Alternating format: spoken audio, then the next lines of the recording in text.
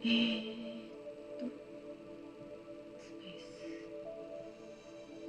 スルーツのあ、映りました。皆さんこんばんは。こんばんは。本日もよろしくお願いします。今日10分遅れ。10分遅れすみません。毎回遅刻常習犯、お願いします。今日90回目の、おまとめ勉強会、そうですね。すごい100が見えてきたよ。すごいね。すごいね。90回ですよ。すごいよ。そんなにやってるんだみたいな。はい、じゃあ、まとめます。はい。モーリスで鳥居さん、90回おめでとうございます。ありがとうございます。ジュージンこうちゃんさん、こんばんは。タイパンさん、90回、かおりさん、みかさん、皆さん、こんばんは。ありがとうございます。今週は借金時計に振り回される週です。そうですね。タイパンさん、めっちゃ情報提供してくれたんで、ありがとうございます。今回もよろしくお願いします。お願いします。レオレオさん、かおりさん、みかさん、こんばんは。今週もライブ配信ありましたね。嬉しいような悲しいような。嬉しいような悲しいような、もう今週はないと本当に思ってたからやるんだやっぱりみたいな。まあでも90回でキリがいいからね、そうですね。よかったかな。90回で終わりというか、まあ一時中断ということに。まあ来週はないでしょ。ないでしょ。ね。さくやさんこんばんは。こんばんは。今週も話題が満載でこの時間を楽しみにしてました。ありがとうございます。かりさん、みかちゃん、今週もお願いします。よろしくお願いします。シャーズダブルさん、皆さんこんばんは。こんばんは。ブランソンとシドニー・パウエルの裁判はどうなるんでしょうか。でもなんかちょっとまた取り沙汰されてますよね。ブランソンの件ね。もしかしたらそこから来るかもしれないっていう風なニュアンスが結構また来てますね、最近。どうでしょうね。そういう線もやっぱりあるかもしれないなって。結局、下院議長にトラさんがならなかったから、ならないのはもう確定だから、なんかもしかしたらそっちブランソンから来るかもっていう気もちょっと最近私もしてたんで、ひょっとしたらね。まあちょっと最新でビッグ情報は特にその件はないですね。でロイ・ブランソンさんも、トラさんが下院議長になるって、かなり予想して出して、ものすごい期待してたような動画上げてました。そうだったんだ。ね、なのにね、そうじゃなかったんで。カズさんこんばんは。年内に100回到達ですね。クリスマスまでに両替したいところです。そうですね。まあいずれにしてもね。RV が来てしまったとしても、まあ一応配信は続ける所存ではいるので、別のネタでもっと短く、1回30分ぐらいとかちょっと短くなると思うけど、やろうかなとは思ってます。はい。はい、未来さんこんばんは。ヨアアイさんこんばんは。お願いします。はるさんこんばんは。こんばんは。イスラエル来ましたね。イスラエル来ましたね。ひまりんこさんこんばんは。こんばんは。ゆきこさん、みかさん、かおりさんこんばんは。未来さん9ですね。9ですね。9です。そう9ですね。9です。ファルコンさんよろしくお願いします。よろしくお願いします。はい。はい、以上です。はい、そうしましたら今週はね、フィルさんがライブを一回もしてない。なんかね、いろんな投稿は投稿も少ないんですけどね、ちょいちょいはしてくれてはいるんですけど、でフィルさんのライブがなかったので、フィルさん情報が特にビッグなものがないのと。で、その代わりと言っちゃなんですけれども、トラさんが今週ね、2回、ラリーをされて、でしかも2回のうちの1回は、9日の日だったかな、9日の日は、1日で2回もやってるんで、追うので結構必死だったんですけど、で、9日と12日か、12日の、それ日本時間でね、12日の分も結構ね胸熱な情報を結構話されてたっていうのがあるので、その辺をちょっと後でまた話させてもらおうと思うんですけど、であとやっぱりもうそのねやはりですけれどもイスラエルって言わない方がいいかな、なんか違う言い方しましょうか。一数にしましょう。一数ね。一数のめっちゃ友達みたいですよね。いや一数みたいな。一数のドンパチの先週の時点ではね、始まったばっかりだったんでちょっとよくアウトラインが分からなかったんですけど、なんかねいろいろ今結構ストームライダーさんとかが結構ね詳しい話をしてくれてたりとかで、なんかあとクリス・ミラーさんとかエズラさんとかのお話を見ていると、だいたいなんとなく概要がつかめてきたかなってとこがあるんで、その辺も後ほどで、もう今週は本当トラさんがね激しく頻繁に演説をやるっていうこと自体もそういう時ってやっぱり裏で何か動いてる時の煙幕でもあるので、なんかそういう意味でもやっぱりねRV のことイスラエル違う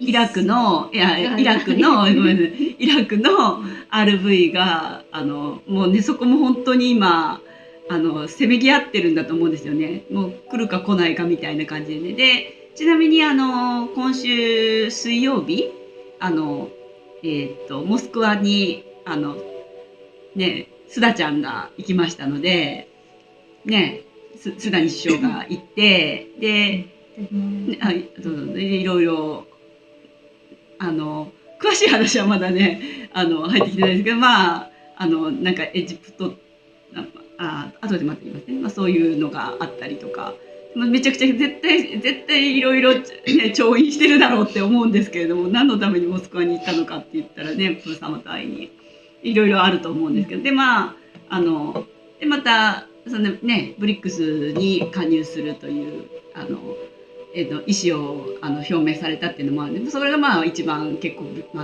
というかかなりビッグな、それをねきちんと意思表明されたので、それはビッグなニュースだと思うんですけど、そんな感じかな。なんかあるかなと概要的に伝えておかなきゃいけないことって、ビッグなことといったらそんな感じですかね。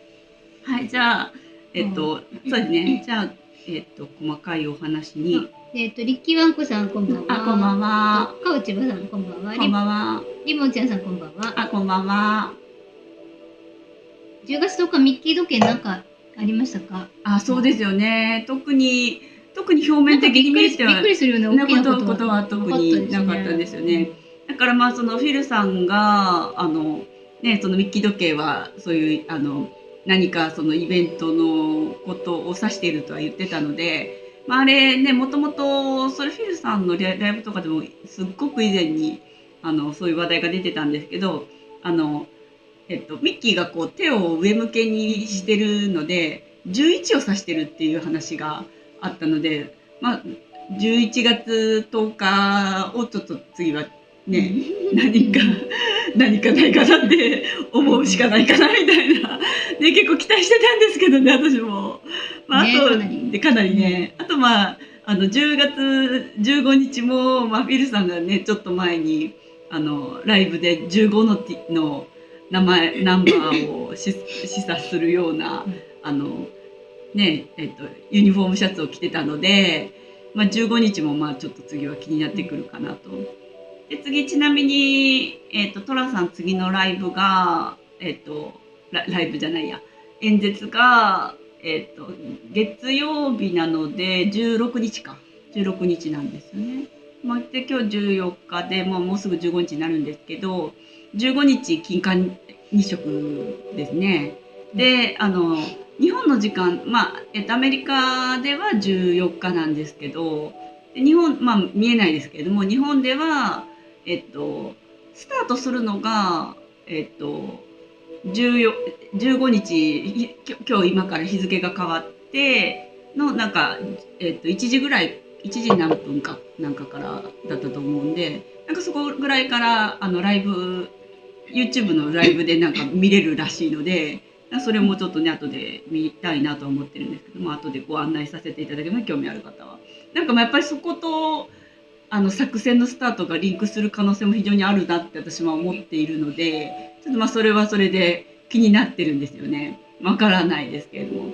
で以前フィルさんがおっしゃってたのが大きな何かこうオペレーションスタートっていう時っていうのは絶対にちょうどの時間だって言ってて、1時ちょうどとか3時ちょうどとか5時ちょうどとか、そういうちょうどの時間だから、フィルさんはもうなんかそのちょうどの時間になるたびにそういうね、なんかもともと前情報があったらちょうどの時間になる直前になるともうすごい緊張して見てるって言ってたので、そういう意味でもね、なんか、そのそういうちょうどの時間っていうのもあるし、あともその、金環日食とかそういうのも、それがスタートする時刻と一緒にとか、そういう可能性もなきにしもあらずかなってちょっと思ったりもしてるんですけど。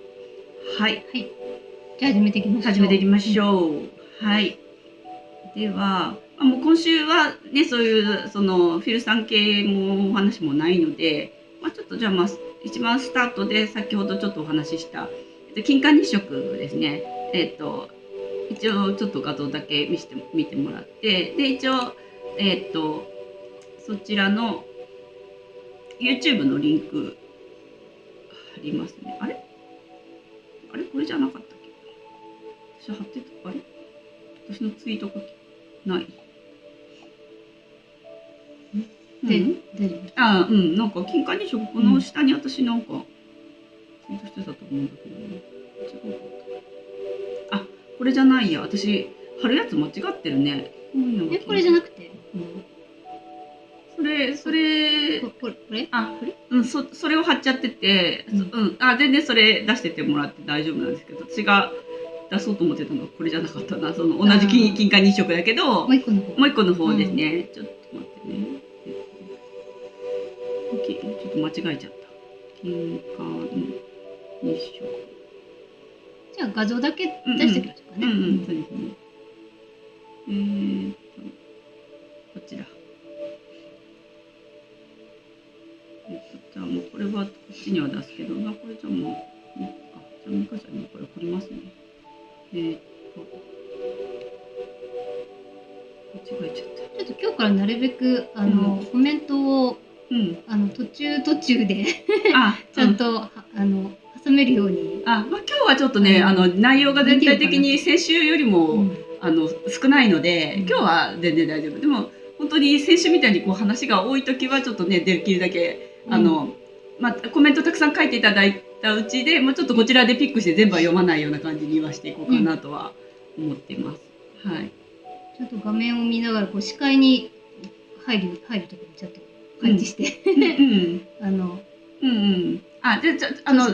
っと都度挟んでもらった方がいいかもね。その話が古すぎて何の話か分かんなかったですもんね。質問とかね。そうなんです。オッケーオッケー。はい、じゃあ今送ったやつをちょっとごめんなさい。直してもらっていいですか？申し訳ない。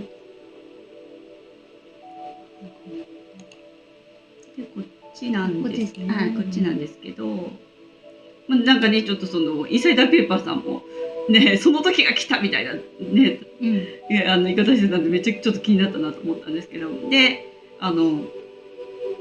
リンゴ・オブ・ファイヤーっていうふうに言われてるらしいんですけども、そういうね輪っか状に見える日食があって、でなんかアメリカとかメキシコとかそっちの方だけで見れるっていうことで、でそれが1時13分から日本時間でですね、もうすぐですね。でちょっと下下がっていただいて、でちょうどウェザーニュースで取り上げ細かいことが取り上げられていて、どこで見えるよとかで、そのままもうちょっと下に下がっていただくと下下がっていただくとYouTube のもっと下かな。もっと下でね。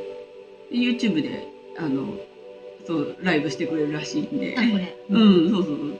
でこれで YouTube でライブで見れるらしい。私ちょっと結構これ見たい派なので見ようかなと思ってるんで。ちょっと興味ありますね。ありますよね。その瞬間だけちょっと。なんかちょっと共有したいじゃないですか。なんかその見てる他のアメリカの人も見てると思う。なんかその見てるみんなでこうなんか一回なんか日食があった時にたまたま私お昼間で会った時があって、なんか用事で梅田の人がすごい多いところに行ってた時があって、そしたらもう始まったらもうグランフロントの前のあれなんだろう、その通路のところでみんなが一斉にもう見て、もうこうやってカメラやってたんで、なんか私は結構そういう人たちに混ざってちょっと見たい派なんです野じ馬たちにまみれてみたいな撮影隊になっちゃうんですね。そうなんですよね。はい、じゃあ、これは後でシェアさせてもらいますね。私のX の投稿のとこで金環日食って検索していただいたら多分出ると思うんですけど、はい、そうしましたらそっちこれちょっと気になるねあれですけど、じゃあトラさんの最新の演説からいくんですけど、ちょっと最新の演説私も今日さっき美香ちゃんと話してたんですけど、なんかお風呂の中で携帯電話を水に濡らさないカバーで、しかも壁に貼り付けられるなんかグッズを買ったんですよ。だからお風呂入りながらYouTube 見てちょっとこう巻き戻したりとか、ちょっと操作もできるんですね、その濡れない状態で。そういうちょっと便利グッズを買って息子と今日すごい喜んでたんですけどでなので今日ちょっとお風呂入りながら長風呂しながらトラさんの演説をライブでちょっと見てたんですけれども、続きをちょっと見てたんですけど、それでも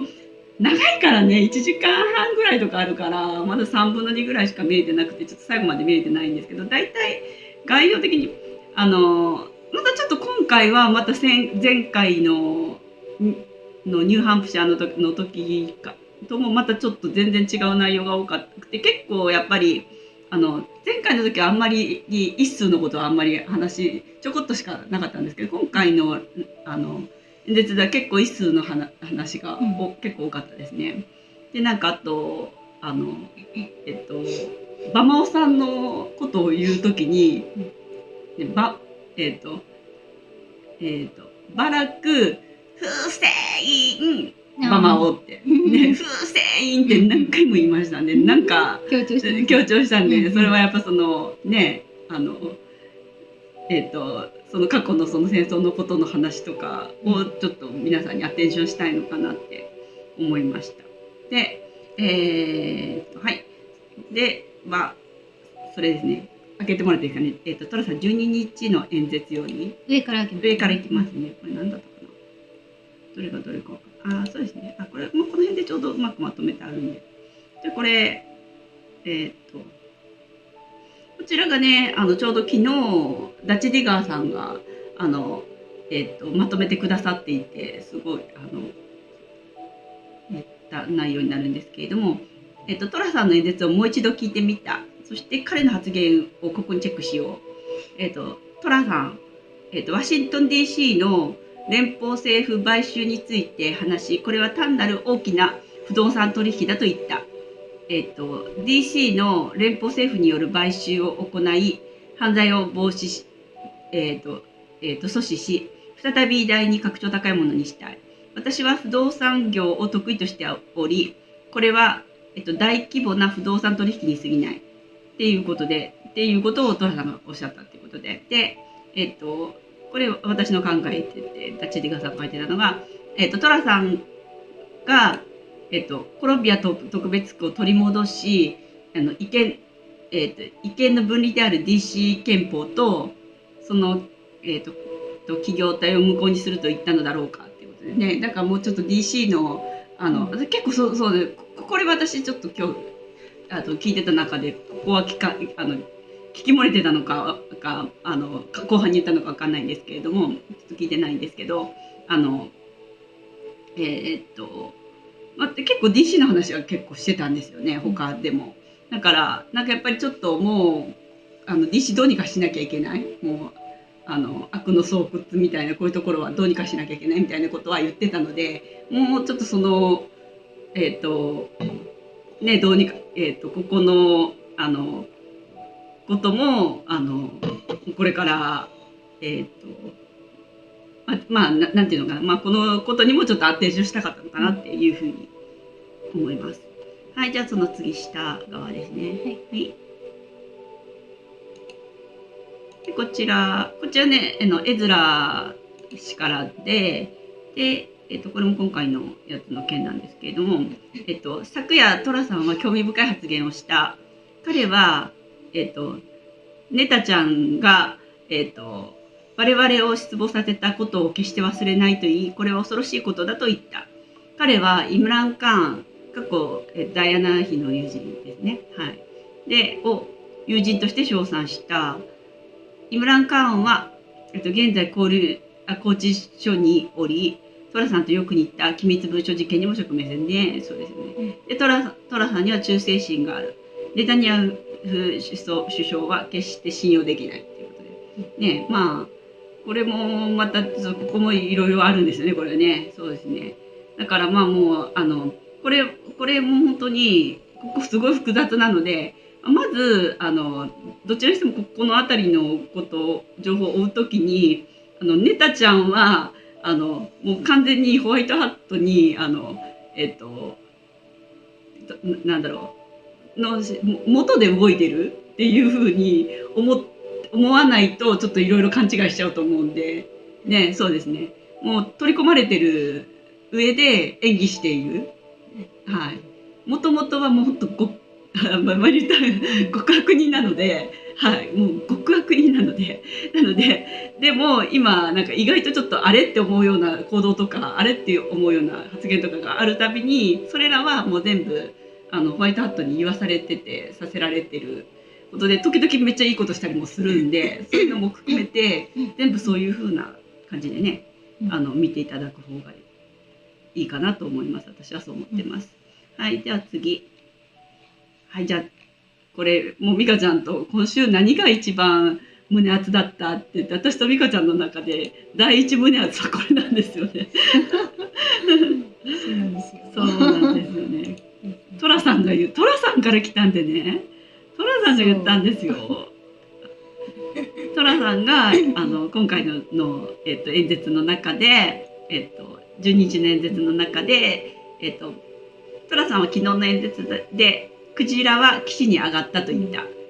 で、クジラは支払いを済ませたという意味っていうことでね。そうですね。最初はうさんくさいと思ったんですけどね。だんだん信じてきましたね。実際に私もちょっとこれ言ってるところをまだ見てないので、ね、その言ってるところを見てからじゃないとっていうところはあるんですけど、ね、その話のね前後のね文脈が知りたいですよね。でも、文脈が全く関係ないことだったとしてもこのことを言ってる場合も多いので、寅さんの場合はね、突然ポンって、関係ない話持ってきたりとかするので、全く関係ない話してたのにいきなりクジラって言い始めたんだったらかなり脈ありですよね。そうそっちの方が脈ありかなと思う。それを言ってるんじゃないかなと私は思うんですけれどもね。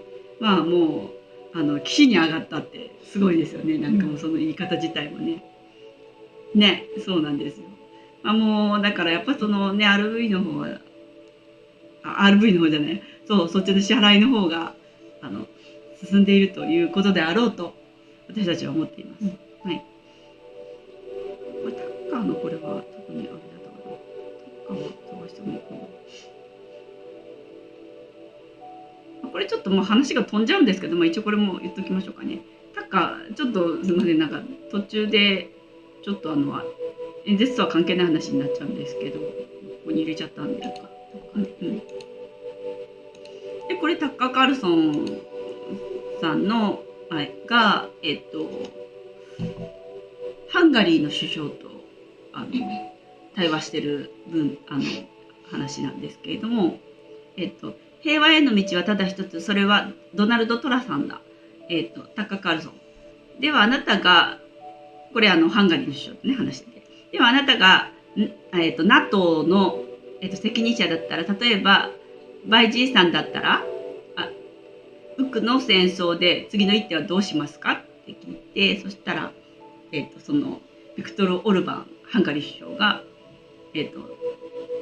トラさんを連れ戻すようにお願いしますって言って、もうね、すごい胸熱な発言を、そういうのが結構最近いろんなところでね、出てきてますね。これね、実はね、2、3ヶ月前ぐらいかな、同じの投稿して私。2、3ヶ月前？そうだけど、すごい胸熱情報だし、そうだったね。大事だと思ったから、もう一回。もう一回出てる。てかね、もう一回出てたの、これ。もう一回、他の人が出してそうそう、海外の投稿者のとこにもう一回出てた。そういうことですね。そう。はい、トラさん連れ戻しましょう。連れ戻してください。お願いします。はい。じゃあ次、レッドじゃあこれもまたちょっとトラさんの演説の話題からちょっと飛ぶんですけれども、ちょっとそういうの挟んじゃったので、ちょっと順番通りいきます。レッドオクトーバー要約。まあ関係なくはないんで。じゃあこちらが、こちらが、エズラ氏がもう最近エズラさんのすごいですよね。X 投稿がもう全部は翻訳できないぐらいですね。もう一日に、もう15も20も毎日上がる感じで。で結構長文も多いので。テレグラムは全然上がらない。ツイッターにいっぱい投稿して。でも本当に1日15件ぐらいアップした中の一つだけテレグラムで投稿するぐらいの、それぐらいしかテレグラムには投稿してくれない感じで、X の方見とかないとって感じなんですけど、これはちょっと面白い内容だったので、レッドオクトーバーもう始まるぞってずっと先月から言ってて、でレッドオクトーバーのこれが重要約ってことなので、これはやっぱりその10月10日さっきね質問にあったのことを指していると思うんで、だからやっぱりこう裏の作戦的には何らかいろんなことがあったんだよってっていうことで、一応ここにも書いてはくれてるんですけど、それをちょっと読んでいきますね。10月2日、レッドオクトーバーこういうことが今までのところあったよっていうことで、10月2日、連邦裁判所2024年の投票からトラさんを排除する要求を棄却で、2日、ノースダコタ州上院議員ダグ・ラーセン妻と2人の子供がユタ州の飛行機事故です。これもありましたね。で死亡で、2日オハイオ州での大規模なジンの死の売ります買います取り締まりこれもありましたね。取り締まりにより、160人の略奪者が路上から、排除される。で3日、フロリダ州で12歳以下の子供をレイのプーした成人に死刑を犯す新法律が施行される。これもありました。で3日、ケビン・マッカーシー下院議長解任、そうですね。で4日、ケビン・スペイシーが、心臓発作の恐れで病院に運ばれる。で4日、FEMA と FCC はすべての携帯電話、これもそうですよね。無線機器テレビを対象に全国的な緊急警報テストを実施。これ先週ですね。で、10月4日。FEMA がアメリカの緊急警報システムをテストした同じ日にロシアが全国的な警報システムをテストしましたね。で、4日。ケニアで数人の、女子生徒が謎の病気で入院。このニュースもありました。で、4日。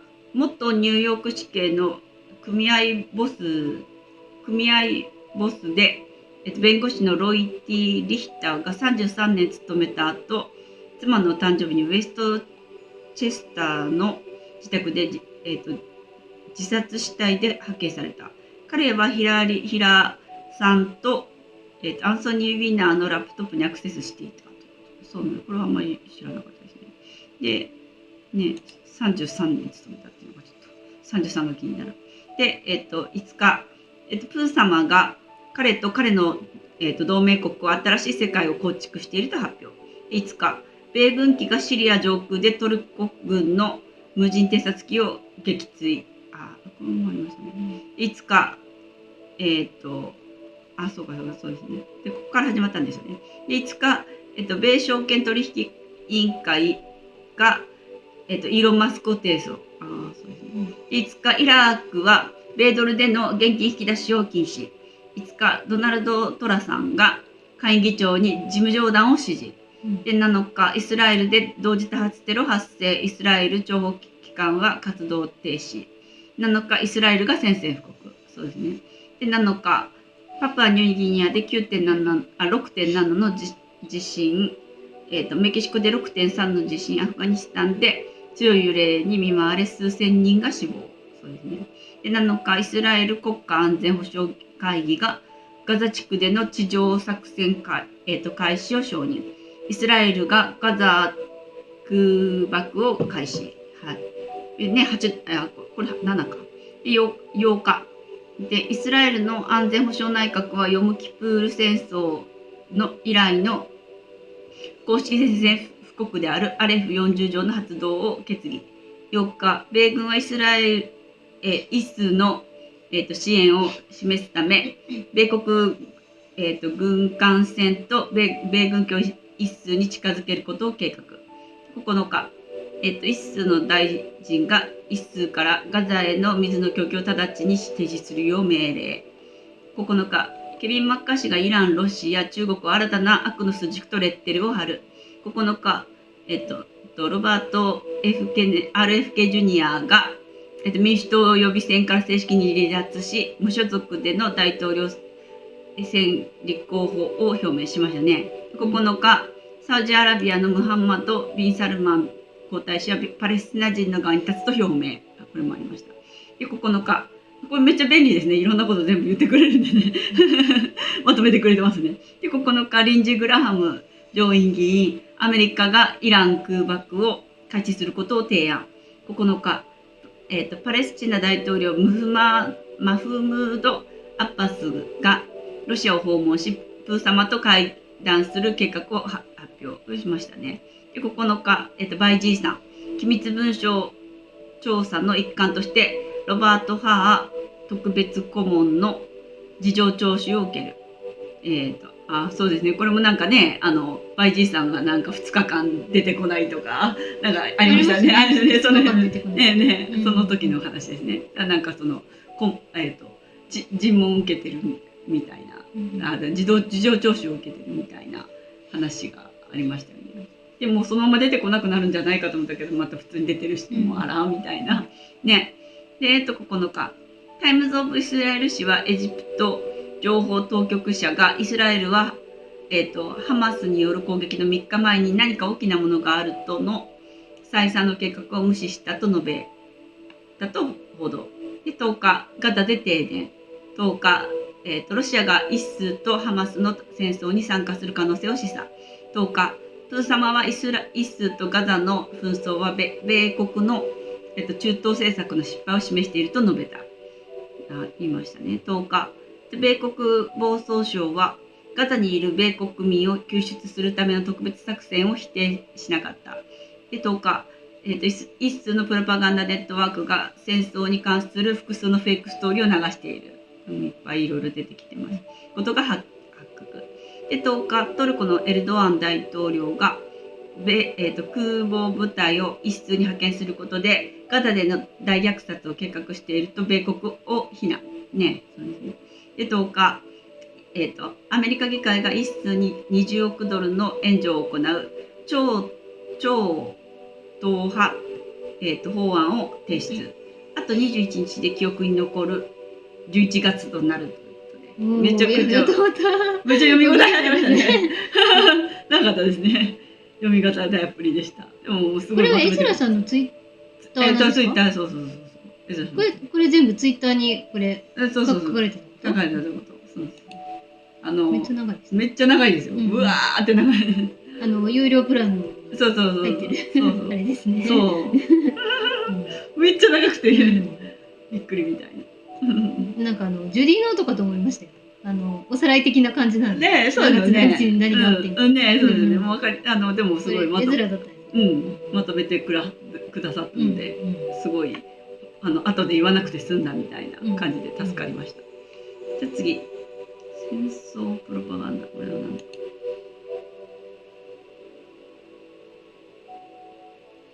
まあこれも言っときましょう。はい、戦争プロパガンダ。これもエズラさんですね。たくさんの戦争プロパガンダが流れ始めている。ちょっと待って。もう一回言ってください。戦争プロパガンダ。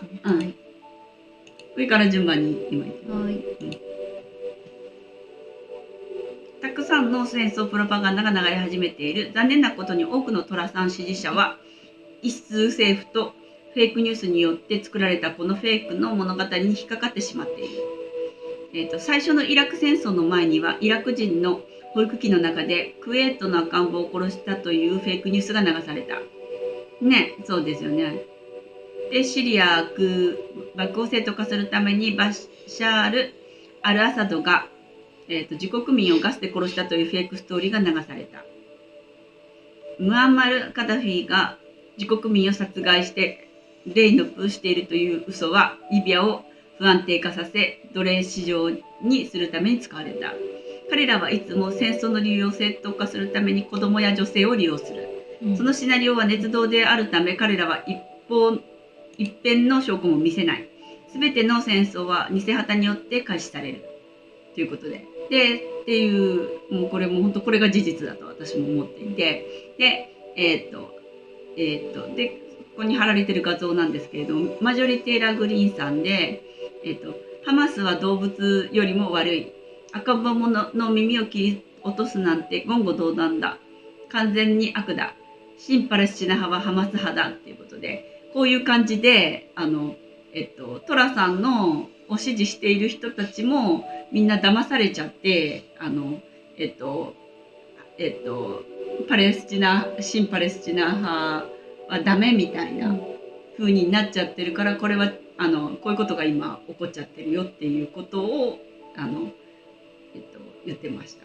でも本当にこれはその通りですね。もうこのテレグラム見ててもそのなんかねその配信者の人にはそういう意図がないとは思うんですけれどもそのテレグラムでこうニコちゃんマークとかいいねボタンみたいな感じでリアクションできるじゃないですか。それでなんか一数のをなんかこう例えばどっかの国の建物が一数の色でブルーにライトアップされたとか言ったら、ふーんじゃないですか、私からしたら。でもそれにものすごい拍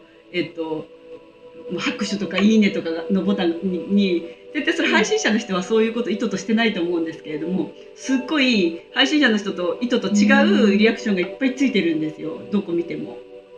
だからもう本当にそういう情報を見てる人たちってもうトラさん支持していてもうすごいきちんと情報を追ってきた人たちなのに、そういう人たちがみんなもう新イスラエルはかわいそうで本当にハ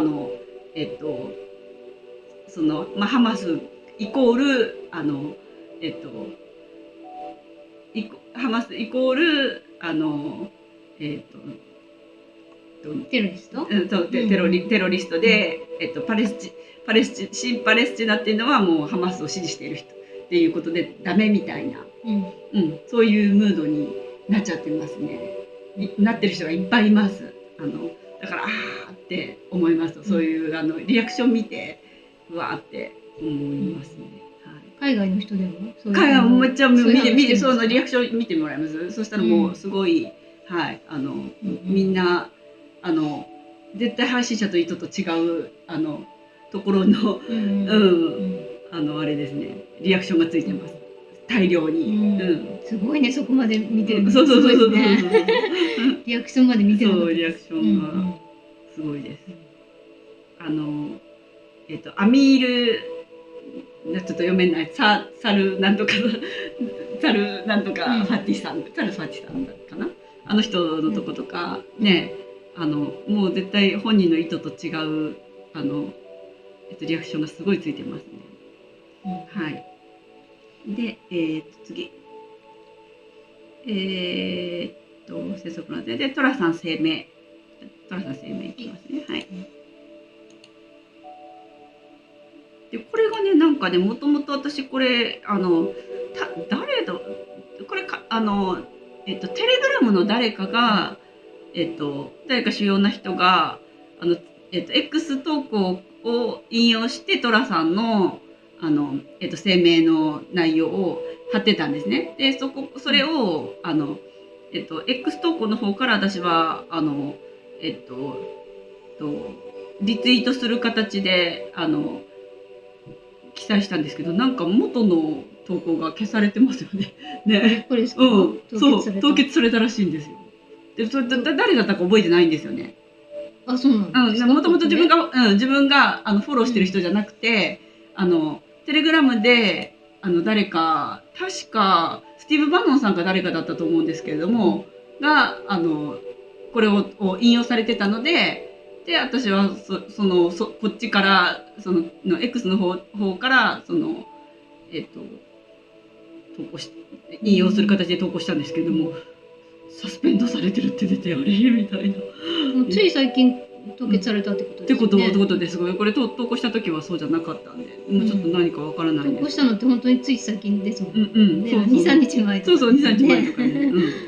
ちょっとびっくりしたんですけど、だからちょっと元の画像が見えないんですけれども、まあ予約が残ってるんでちょっと出したんですけど、でこの辺もちょっとね、その流れをね知る上で、この辺のトラさんの言ってることとかもちょっとね、だからトラさん自身が今いろんなシナリオがある中で基本的にトラさん自身は今真一数のような仮面をかぶって話をされてるので、それをねみんなちょっと真に受けちゃってるんですけれども、だからそういう言い方をしてますので、その上で聞いてもらって、でトラさんの声明、これらのハマスの攻撃は、恥辱であり、一数には圧倒的な力で自国の防衛する権利がある。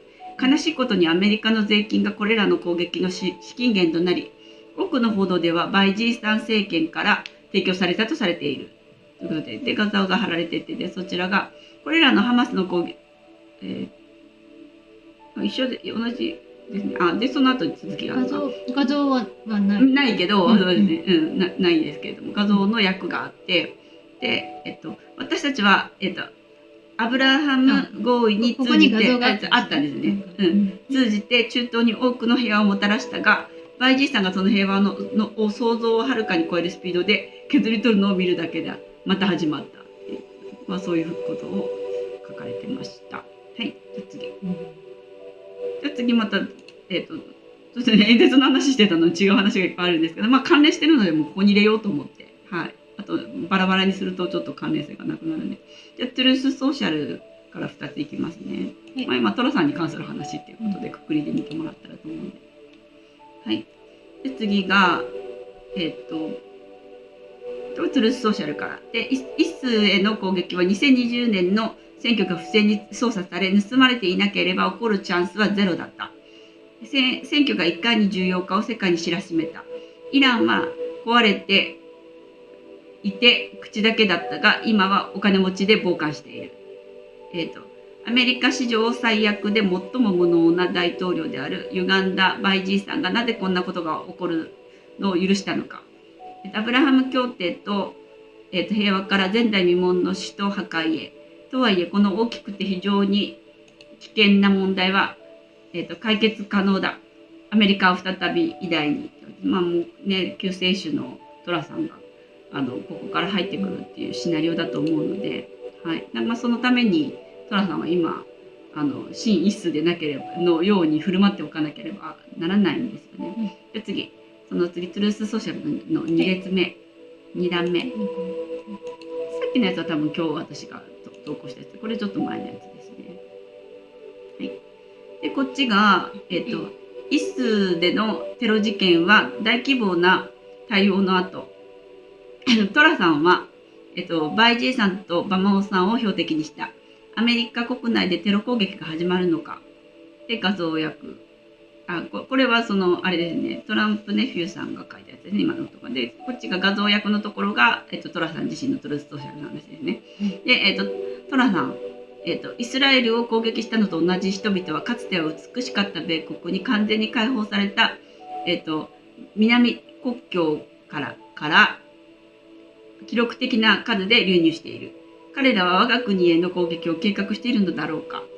ペテン氏、バイジーと彼のボスであるバラク・フッセインママオが私たちにこのようなことをしたのだということで、はい、もう最近もフルネームでいつも言ってますね。アメリカへのテロ攻撃が、フィルさんが言ってたそのイベントっていうことなんですかね。おそらく17の都市でっていうのがそれだと思うんです。私もそうだと思うんですよ。でそれをその南部国境からっていうのがから入ってきた人たちがっていうふうになるようなシナリオなのではないかなと思うんですけれども、だと思います。アメリカの17の州、17の都市、ずっと前から、その都市名もずっと、エズラさんもフィルさんも何回も投稿されてたんですけど、はい、じゃあ次、ダンちゃん暴力との共存はありえない。これいきますね。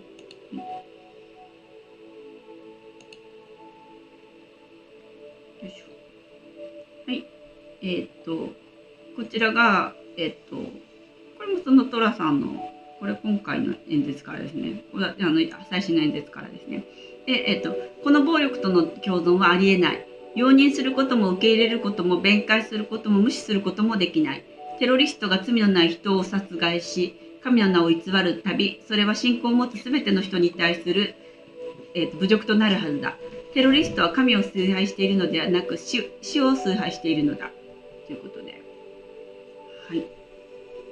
次、ダンちゃん、イスラエル博物館。よいしょ。これいきますか。ごめんなさいね。大丈夫です。次、じゃあ、イスラエル博物館。こちらも、ダンちゃんの投稿で、これはトラさんの、2017年の5月23日の、イスラエル博物館で話をされた2017年なんで、そのつもりで聞いてください。米国を代表して私たちはあなた方のそばに立ち、私たちが共有する価値観を守ることを誓います。すべての良識ある人々は平和な暮らしを望んでおり、すべての人類はテロの悪に脅かされています。多様な国々は罪のない生命を守り、人間の、尊厳を守り、地域の平和と安定を促進するという目標のもとに団結することができるのです。はい、まずこんな感じで結構そのね、一数関連のなんかイベントとかもよく出ててね、はい。で次でやっと9日の、ニューハンプシャーでの演説の話に戻りますね。はい。でこちらも3つ上がってて、上から順番にいきますね。でこちらがこれがね、ぜひね、これあんまり49あんまりいいねもつかなくて、あんまり見てくれてる人が少なくて、これほらトラさんの演説の字幕としてボンって上げてたら結構いいねつくでたくさんの人が見てくれるんですけど、ダンちゃんのインスタとして上げてるから、内容がトラさんの演説の話と思わずみんなスルーしてると思うんですけど、これすごい重要なことなので、ぜひね、見てない方見ていただきたいなと思うんですけど、これはだからトラさんのこの前回のニューハンプシャーでの演説の中でトラさんが言ったことの中のこれトラさんのインスタなんですけれども、要はダンちゃんがこれは重要だと思っていることをピックしてくれてるので、だから要はその今回の、前回のねその演説の中で最重要な部分だって計画の上で判断されていることがここピックアップされているので、それに字幕つけたので、これもずっと言ってるのがやっぱり要はバイ G が60億ドル60億ドルをイランにその人質解放のために渡したっていう件があって、それをずっとトラさんは言い続け、もう何回言うねんっていうぐらいにもうずっと言い続けてますけれども、その件でそれのせいで今のような事態が引き起こって、結局そのイランがその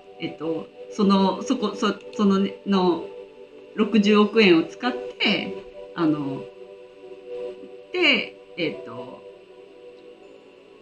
でいろいろその核の開発とかそういうことに使うことになって、もう要はもう火種を全てのその中東問題の火種がもうそれが原因だっていうようなことをずっとおっしゃっていて、その辺の件がここにも書かれています。ここでも話されています。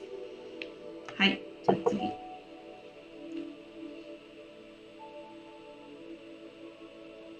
よいしょ。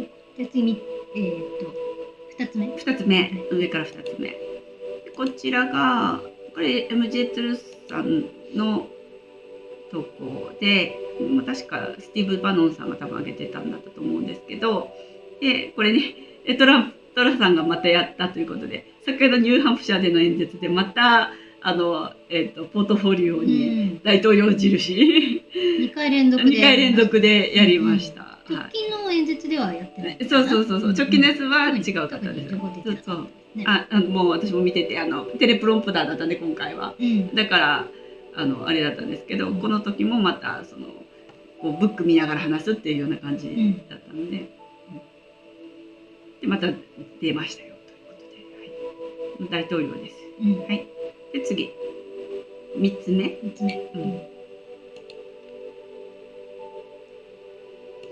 いしょ。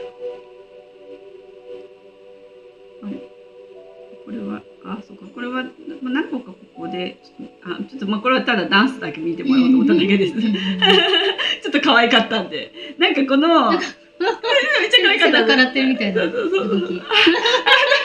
なんか背中お風呂でこう背中が今見えますよね。なんかこのね、なんか赤と白のしましまがなんかこう日本のね、なんかバーゲンセールとかの垂れ幕とかみたいな感じ、なんかちょっと和風な感じがしてですね。紅白みたいな。紅白歌合戦。そう、アメリカ国旗のストライプの部分を意味してるのかなと思うんですけれども、なんかすごい和風ななんか感じがしました。この時にね、ちょっと待ってね。私がここで、そうですね。これこの日は2回連続で演説されたんですけれども、私がここでコメントしてるのが、本日トラさんは日本時間4時頃からと6時半頃からと2回場所を変えて演説をされました。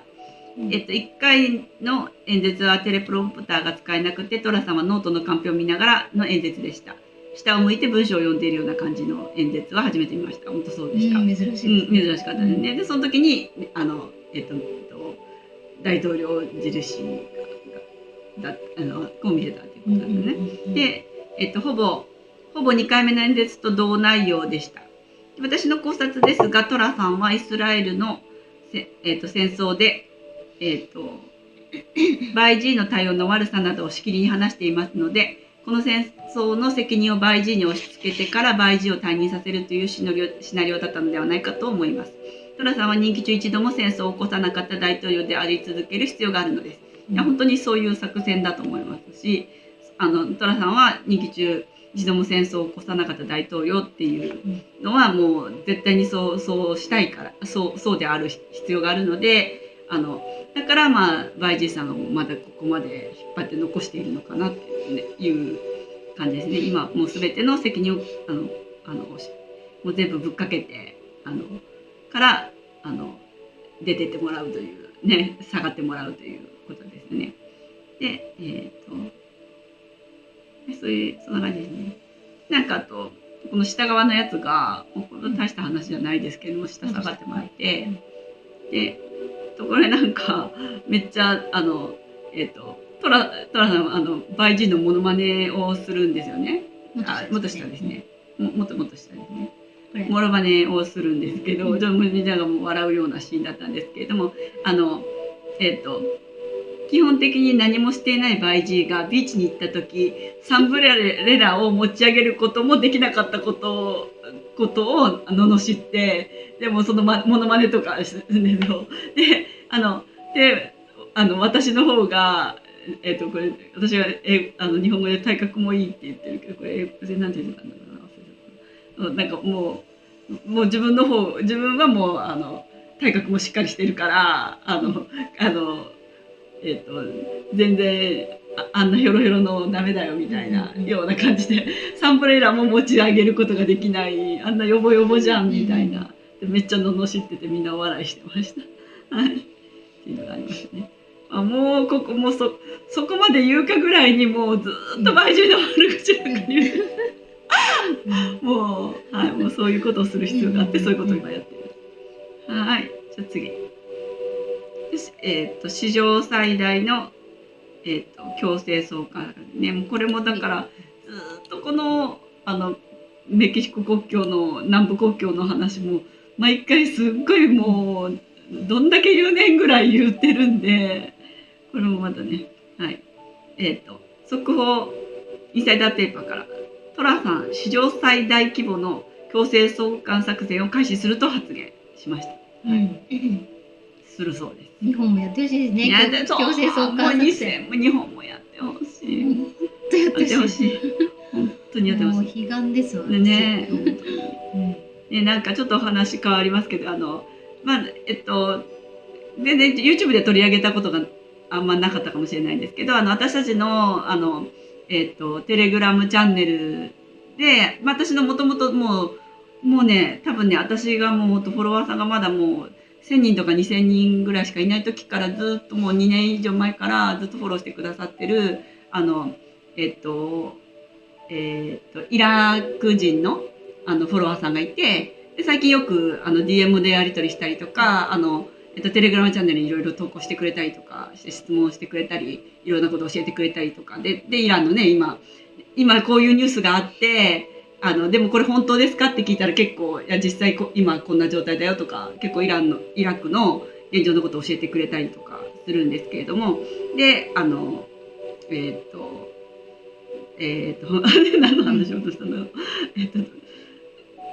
ちょっと忘れちゃった。ごめんなさい。また後で話します。後でまた思い出したら何なんでしょう。史上最大の強制送還思い出した。でそれでなんかまあいろいろやり取りしてて、でもイラクもずっともうこうね早く解放もうずっとこうアメリカのアメリカとイランにずっともうやられっぱなしだったので、だからもう早く解放されたいみたいな話をされてた時にでも日本も同じなんですよって言って教えてあげて、で日本もずっと日本の政府の9割以上がもう、日本のために日本のことを思ってない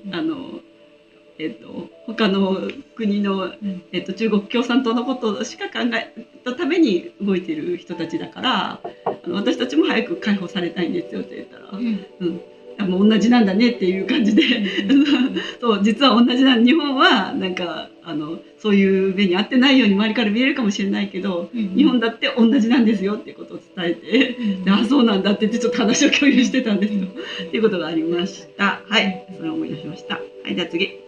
はい。次、バットマンシグナル。これやりましたね。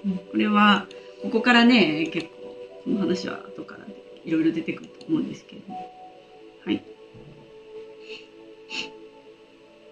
ちらが、一日のうちで何回もいろんな人が、エリック・トランプ、そうですね、ドン・ジュニアでしょ。で、ダンちゃんもいろんな、全部の、あれですね、出してましたね。バットマンシグナルが出て、で、なんか、ちょっと私今日準備してなかったんでことだけで言うとなんか今ね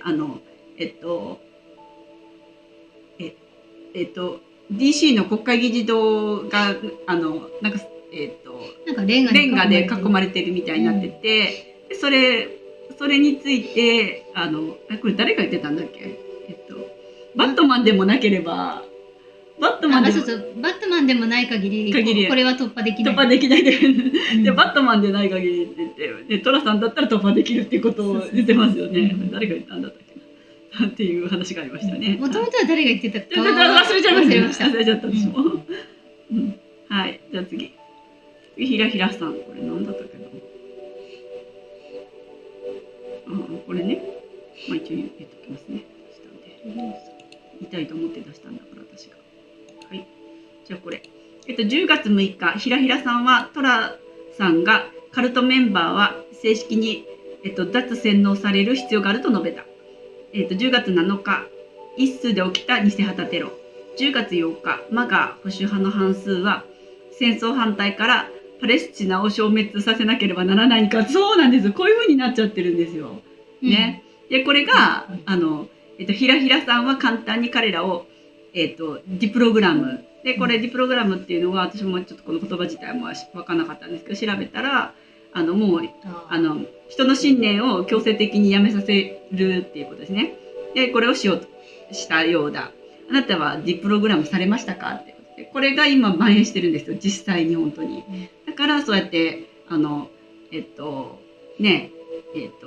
一数を支持する、支持するような人がもうその、トラさん支持者の中で増えていて、で、パレスチナのことを、支持するような内容のものに、もう、指下に上げるこんな、やつがついたりとかするようなことになっちゃってるんですよ、今。ハマスがパレスチナから来てると思っちゃってるから、みんなが。組織だって思ってるからですね。思っちゃってる。パレスチナのガザ地区から来てるって思っちゃってるんですよね。でもそれが、もうそれも全部、モサの同さんがね、準備した偽旗要員だっていうふうに思わないと、話が辻褄がなかなかそう思わないと、情報を追っててももう話の辻褄が読めなくなると思うんですよね。そういうふうに思わないといけないと思います。じゃあ次、今ひらひらさんでしょうね。それをねやってるのがひらひらさんだっていうのが今の話でした。はい。今のがひらひらさんですね。そうそう。はい。で次、10月25日は旧暦。こういう話に行くんですね。はい。もうその前に一番最初に、違う？これちょっと待って。これでも前回だし、ごめんなさい、これ飛ばしてください。これいいです。はい。なんでこれをここに入れたんだろう、私。ちょっと待ってね。じゃあこれはちょっとなんか残ってたのかもしれない。で、トラさん次回演説は日本時間17日。これさっき冒頭で言ったんで別にどっちでもいいんですけど、一応あげましょうか。はい。はい。これが、で、次の、16日の月曜日にトラさん、アイオワで、また今回2箇所、1日に演説されるらしいんですけど、16日っていうことは、どう考えても、日本時間でも17日になると思うんですけど、その早朝から、朝から演説やることってめったにないので、とは思うんですけれども、17日になると思います。で、時間がちょっとまだ未定って書かれてて、いつもだいたいライブ何時から始まりますぐらいは書いてあるんですけど、時間未定らしいです。はい、じゃあ次。ペトラさん、トゥルースソーシャル。これ違うんだ。これ、なんかの、消し忘れかもしれない。ちょっと待ってくださいね。これ消し忘れですね。もういいです。はい。じゃあ、そうしましたら、はい、これで、オープニングが偉い長かったな。オープニングだったんですね。今のオープニングだったんですよ。私はオープニングとして用意した部分だったんですけど、めっちゃ長かった。で、今からガンニン15さんのブログに入って、その後、RV 関連の話に入っていこうと思うんです。今回ね、あれですもんね、ウルビーが今週は結構少ないですもんね。ウルビーからの情報自体は。動画自体は結構、ポンポン上がってたんですけど、情報系じゃなかったり、そうですよね。定期的な励ましのメッセージが多いので、ほとんどがそうだったんです。そうですよね。でも同じような内容だったり、でも訳してないのも多いです。どっちにしてもそれ以外のその動画以外の投稿が少なくって、投稿がめちゃくちゃ少ない。いつもやったらもうバーっていっぱいになるのに。そうですね。転送が多いですね。最近増えました。なんですよね。はい、じゃあちょっと読みましょうか、コメント。コメント。少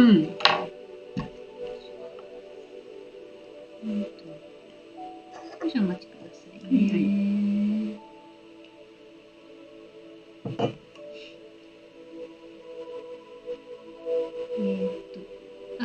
川内千葉さんから。かわりさん、みかさん、こんばんは。債務時計あれは何ですか？何ですか？あれは何ですか？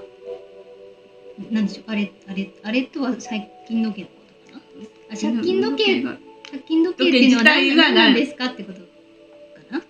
あれは、いつだったっけ、なんかもう読んだんですけどね、なんか1980年代ぐらいかな、じゃあもっと前かな、もっと前ですね。なんかその大富豪の人がね、大富豪の人が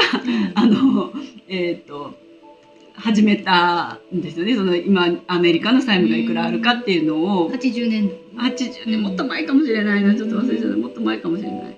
でその同じその大富豪の一族の人がずっと今も引き継いで、同じ人がずっとやってるらしいんですよ。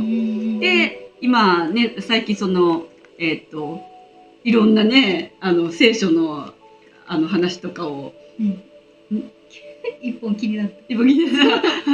聖書の話とかをね、真ん中にボンって持ってきたりとかすることが最近ね、話題になってますよね。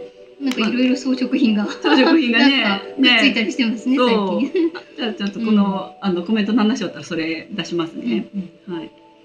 それでわかるかな。だから要は今アメリカがどれだけ借金を抱えてるかだけじゃなくて、今もう項目がどんどん増えてってるから、いろんなことがね書かれてるんですけど、でもあれをやってるのは普通の、だから言ったらその大富豪の人がやってるってことなんで、要は一般人がやっているものだっていうことですね。はいはい。リボンちゃんこんばんは。こんばんは。タイパンさん、ダンちゃんが最近今日もありましたが、F35 戦闘機がフレア誘導ミサイルを連射しながら360度空中回転する映像を X で投稿してましたが、ひっくり返るを意識したものですかね。おお、かもしれないですね。そうかもしれない。絶対これは何かの理由はあるはずだけどなとは思ったんですけど、2個も3個もすごい意味深な映像ですもんね。ひっくり返るかな、ひっくり返ったもんね。かもしれませんね。イスラエルとパレスチナがひっくり返るんじゃないですか。で、ゆきこさん。ダッチディガーさんの励ましがあれば、人は頑張れるだろう、そうだろうの言葉を本当にかみしめました。ウルビーの和訳してくださってるミカさん、かおりさん、献身的な愛に感謝してます。もう、ウルビーの翻訳はほぼミカちゃんがやってる。ダッチディガーさんが言ったかな。おっしゃってたんですね。励ましがあれば人は頑張れるだろう、そうだろう。覚えてないな、どこでやったらかな。動画かな。かもしれない。清俊さん、こんばんは。源正宗さん、こんばんは。こんばんは。直子さん、こんばんは。こんばんは。英国の直子です。久しぶりにライブ間に合いました。ありがとうございます。いつもありがとうございます。こちらこそありがとうございます。清俊さん、10円玉両替はおすすめですか？そうですね。両替してくれますか？私してもらおう、してくれるとこがちょっと分かんなくって、一回してもらおうと思ったんですけど、断られましたね、銀行で。あら、そうですか。だからしてくれないんだと思って。不足してるんですかね、10円玉ね。したいんですけど、ちょっとこっちはやってないんでって言われましたね。逆にお店とかの方がやってくれるんだよね。ホームセンターとかね。本当だね。ゆきこさん、かおりさんのテレグラム見て、先週、今週は驚きもありました。名字のブログで。名字のブログね。名字のブログ？私あげたやつがあるんですよ。で、それだけか。あと続きはないんですね。なんかあれかな、ご自身の名字が入ってたのかもしれないですね。知ってる人のね。クジラですね。岸に上がった。ポパイさん、こんばんは。急に涼しくなってきたので風邪ひかないでください。ゆきこさん、リーダーさんが言っていた2、3ヶ月後にって思った内容ですが、どうなのですか？台湾が2、3ヶ月後って言ってましたよね。ちょっとあれはまあ、あれはまあ彼オリジナルの話なので、どこまで何か根拠がって言ってるのかちょっとわからないんで。まあママはそんなに気にしなくてもいい内容じゃないかなって思いました。そういうことに特化した情報を持ってる方でもないので、なんかちらっとどっかで聞いたことをさっと挟んだだけじゃないかなって。まあちょっと期間とか日にちとかそういう数字はあんまり気にしない方がいいと思います。源さん、リーダーさんですが、そのシナリオを知りたいです。すみません、今日は Wi-Fi の調子が悪く途中でフリーズして。そのシナリオを知りたい。そのシナリオでリーダーさん。その今の話っていうことかな、台湾の。それをさらっと動画の中で言っただけで、その動画自体は一番最新に YouTube に上げてるので、この今見ていただいてる YouTube の動画を検索していただいたら多分一番上に上がってるネータさんの動画になると思います。はい。まさしさんこんばんは。こんばんは。それって今週だったっけな。あげないといけない。スマイルさん、久しぶりにライブ入れました。ありがとうございます。ありがとうございます。最近両替が有料で枚数制限もしてます。やっぱそういう感じなんですね。あんま両替しないからね。断られたしなと思って。なるほどね。はい、以上です。ありがとうございます。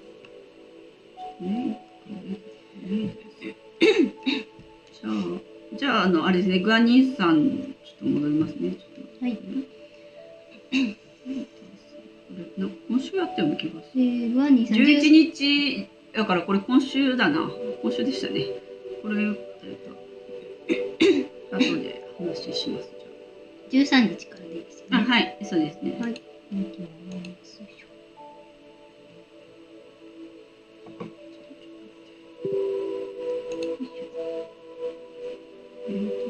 さっき言ってたやつは後で話します。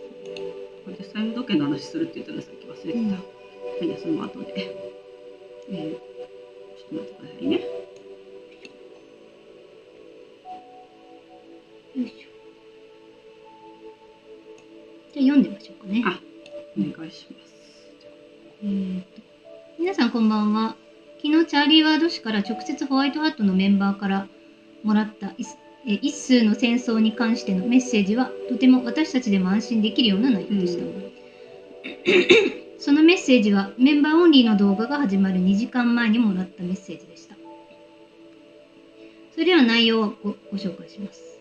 ホワイトハットのメンバーからもらったインテル一数で何が起こっているかに関する声明。チャーリー、核兵器はすべて不活性化されました。そうでなければ彼ら一数はすでにそれを使用していたでしょう。私たちにはプロジェクトルッキンググラス、タイムマシンがあることを忘れないでください。そうすれば過去に戻って否定的な結果が起こらないようにすることができます。残念ながら人命の損失を止めることはできませんが、より良いシナリオを選択することはできます。このポジティブなメッセージを広めてください。私たちは言われたことを理解し、自分は現実の観察者であるが、運命の創造者であると信じています。これはどなたの言葉？チャーリーさん。これはチャーリーさんが言ってるんですね。今のはチャーリーさん。はい。ワード氏はこのような安心できるメッセージをもらいました。ワード氏からかな？ワード氏からこのような安心できるメッセージをもらいました。だからこそいつもホワイトハットは 100% 勝利するということにもなると思います。TS は今回も世界で戦争を起こして世界を混乱させて資金も増やすために起こしている、偽は間違いかなこれ、偽旗戦争です、そして今回の本当の裏の戦争ではこのようなことが起きているみたいです。1、ジンの真の売ります買いますは今起きています。国民は冷静にならなければならないのです。一数が最後なのには理由があります。今の A です。B、中東では今2つの戦争が繰り広げられている。1つは児童、子供ちゃんの売ります買います組織との戦い。2つ目は、第一数を想像するための第一数を想像するための一数による戦争。どんだけ一数言うねんってなんかもうこれシリアスな話してんのに笑ってる。一つは空中で、一つは地下で起きてます。やがて両者は出会います。2番。今度はストームライダー氏が細かく今回の戦争の裏を説明していますので紹介します。A、インテル。一数攻撃は偽旗事件だった。一数はイラン国内に1万人以上のスパイを潜入させている。サウジと世界の軍隊、C の I の A や M の I の6と深いつながりのある、モサノドを含む一数の諜報機関、ハマの数が一数を浜野スーさん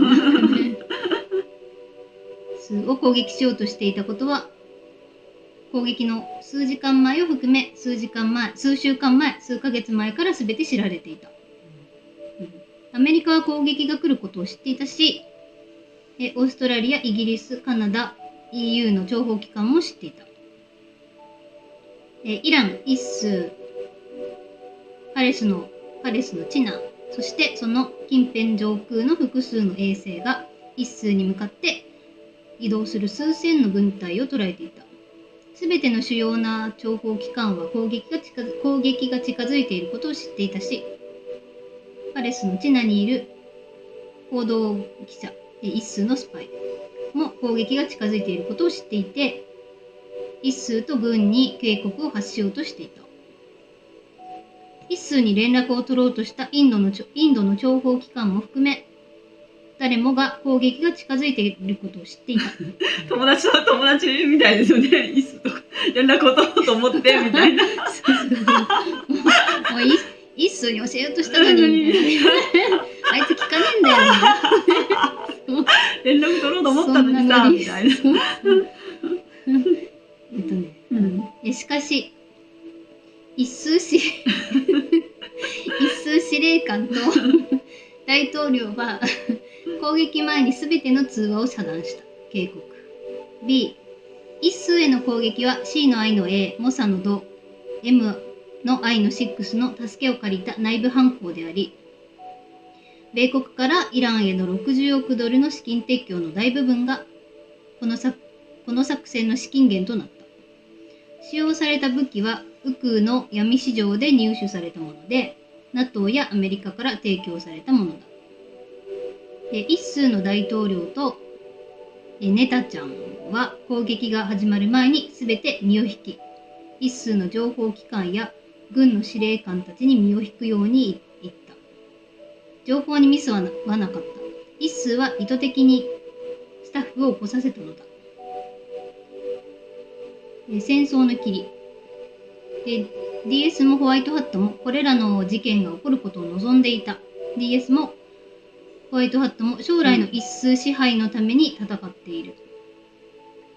関係者レポート。一数の銀行、諜報機関、地下基地の内部には、小児の性の愛者の組織と結びついた、人身の売ります買いますの世界的な活動に関する世界的な情報、データ、サーバーが横たわっている。FF は C の I の A、M の I の6とともにモサのドによって作られ、FF はモサのドから資金を得ていた。モサのドは、ギスレン・マクスウェルの父であり、一数のスーパースパイ、ロバート・マクスウェルであった。C の I の A と MI6 でも、M の I の6でも働いていた。もうズブズブじゃないですかね。もうこれすごい重要な、これは絶対ね、皆さん押さえておいてもらった方がいい情報なんで、これはちょっと見たいなと思ってた。C、一数ではこの2年間、米軍と同じように軍部が分裂し、政府指導者や各部門に希望を失っている。いくつかの反乱が起ころうとしたがすぐに終わった。一数諜報機関、首相、軍司令官たちの腐敗と犯罪が暴露され続け、米国がFF ファイルの廃棄に近づいているため、大きなパニックが起きている。FF リストと C の I の A と M の I の6と FF と取引した主な国々。FF が逮捕される前、彼は軍事情報同盟によって何度も逮捕され、ホワイトハットと協力し、C の I の A、M の I の6、モサノド、JP モルガン、世界銀行、ビル・ゲッチューなどに関するあらゆる情報を提供していた。一数 Google、Facebook、YouTube、Microsoft のようなビッグテックと世界の DS カバールの軍事諜報活動、エリートやグローバリストによる世界支配とのつながり。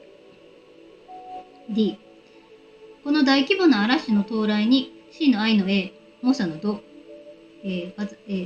カザリアンマフィア、M の I の6、他の機関は怯え、一数国内の軍事情報の証拠をすべて破壊し、世界の人の真の売ります買いますの証拠をすべて隠すために地下壕を作ろうとしている。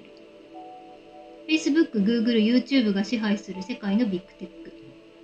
一数からウク、アメリカ、NATO、国連、アメリカ産業軍事複合体システムにつながる世界のマネーロンダリングシステム。変わりましょうか、ちょっと長いんで。変わりますね。F、一数では C の I の A、MI の6で、クリキントンさん、イバフェラさんにつながるDS の、軍の体制を転覆させるため、軍が2024年のクーデターを計画していたため大パニックが起きている。かつてイエスが歩いた場所からそう遠くない場所でカタリアマフィア、カバール、ダークファミリーは、アドのレノンのクローム、レレレのクローム、ね、の実践とモロク神、子供の生贄の神、悪魔の崇拝への悪魔的儀式を始めた。これが世界のショッピングセンター、音楽や映画や悪魔崇拝が推し進められる理由である。一室ではこの2年間大パニックが起きている。世界のグローバリストであるエリートとのつながりや FFA の資金提供、人の死の売ります買います、ウイルスやバックのチーンへの、資金提供などが完全に暴露されようとしているからだ。もうだから本当にここ要な場所でね、なんですよ。だから一番最後に取っておかれたんですよ。でもここから今ここのね地下のお掃除が今進んでいるっていう情報がいっぱい入ってきてますけれども、でもたくさん、ね、いろいろこうニュースが出るために、実はこのニュースはその人の死の売ります買いますの人たちが逮捕されたんだよっていうようなことを教えてくれたり、主配信者の人が教えてくれたりとか、そういうことが結構情報がいろいろ入ってきてるんですけど、そういうことが起こってます。でなんかちょっと思い出した話があって、なんかこれ私ねこう長いブログとか読む時って、でもうなんか集中力がなかなかもう出ないから、いつも結構文章を読み上げソフトアプリ、読み上げアプリで読み上げてもらったやつを 2,3 回聞いたりするんですよね。1回だとたまに入ってこないから、ちょっと BGM 代わりに流しながら聞いたりとか、車運転する時とかでするんですけど、でもAI だからちょっとデタラメな言い方する時って結構あるじゃないですか。でいつもこのねこれも読んだんですけど、そしたらMI6 がミー6っていうんですよ。ミー6。それがちょっと面白いなと思ったんですけど、それよりも一番面白いのが、もうこれ私見たらもうミー6に見えちゃって面白くって、で一番面白いのがフィルさんのやつもあれですね、マリラブ USA さんのブログとかをこう音声で、読み上げソフトで聞いたりとかすると、じゃないな、自分が訳したやつとかかな、それとかだな、で読むと読み上げてもらったりとかすると、そしたらローカルズっていう時に、フィルさんがローカルズの人は今何人聞いてくれてるかなとか、何人見てくれてるかなとか、次はローカルズの人の投稿読みますねとか言うじゃないですか。その時に地元の人何もう一回地元の人がそれは面白いそれはもういつもそこでむっちゃ笑ってしまうんですよ。ローカルズって言ったらそれはだからごめんなさい、私が自動翻訳したやつを音声で聞くときだ。それは受けますね。ローカルズがね、地元の人になるんですよ。私も一個です。SG アノンさんいるじゃないですか。それをAI に読んでもらうとスガノンって言うんですよ。スガノン。私もなんか S ガノンって言ってたかな。私のスマホはスガノン。スガノンって。可愛いね。そういつも受けてる。そう以上です。はい。超脱線しまくりです。すいません。はい、戻します。じゃあ一数の攻撃はモサド C の I の A ミーロクが望んだもので、彼らは新しい法律を作り、自国の軍隊世界同盟の作戦に協力するホワイトハットを逮捕し、自国政府に対する反逆罪をもたらす新しい法律を作るために攻撃の責任を彼らになすりつけることでした。クリキントン・バマオさん、ブッシュ、イワフェラさん、C の I の A などにつながる一数のモサド・カザリア、犯罪組織のネットワークを暴くために働いていた軍人や人々。いや、もうすごいこれ本当来そうですよね、この辺ね。楽しみだな。同時に一室内部のホワイトハットや政府や、軍事指令のトップにつながる腐敗した一室軍情報システムを暴露するためにテロが起こることを望んでいた。戦争状態の後、民衆は立ち上がるだろう。そして2024年、一室は世界の軍事作戦に加わるだろう。そして自国が腐敗していることを暴露し、DS のリーダーを逮捕し、モサド、C の I の A、ミーロク、FF ウイルス、死のワクチンの、資金源について機密指定を解除する。もうこれ全部いっぺんに来てる。めちゃくちゃこれが楽しみです。はい、じゃあね、多分ね、この次もこれゴーストユーザーさんで飛ばしますね。4番、次はウォード氏が TikTok の中でこのようなことを話していました。チャーリー・ウォードは世界のどの国の経済も崩壊寸前、そうですね、これ終わったら崩壊寸前だと言っています。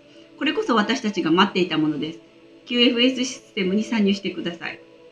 はい、じゃあちょっと次がね、もうこの辺ももうね、終わったこと、ジム・ジョーダンの話とかももうね、特に今回取り上げる必要もないのかなと思うんで、これもちょっと飛ばしまして、今ね、今日あれですよね、結局だからジム・ジョーダンがスカリスが出てきたのはそれも絶対ホワイトハット側の粋な計らいでまだまだその共和党の中にリノがいっぱいいるからそういうのをもうみんなにライノがいっぱいいるから、そういうのをみんなに知らしめるため。そうです。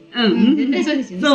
そうなんですよね。はい。もう一人立候補して名前忘れました。今日出てた。そう今日出てきたんですよ。で今日さっき出てきましたね。誰だったっけな。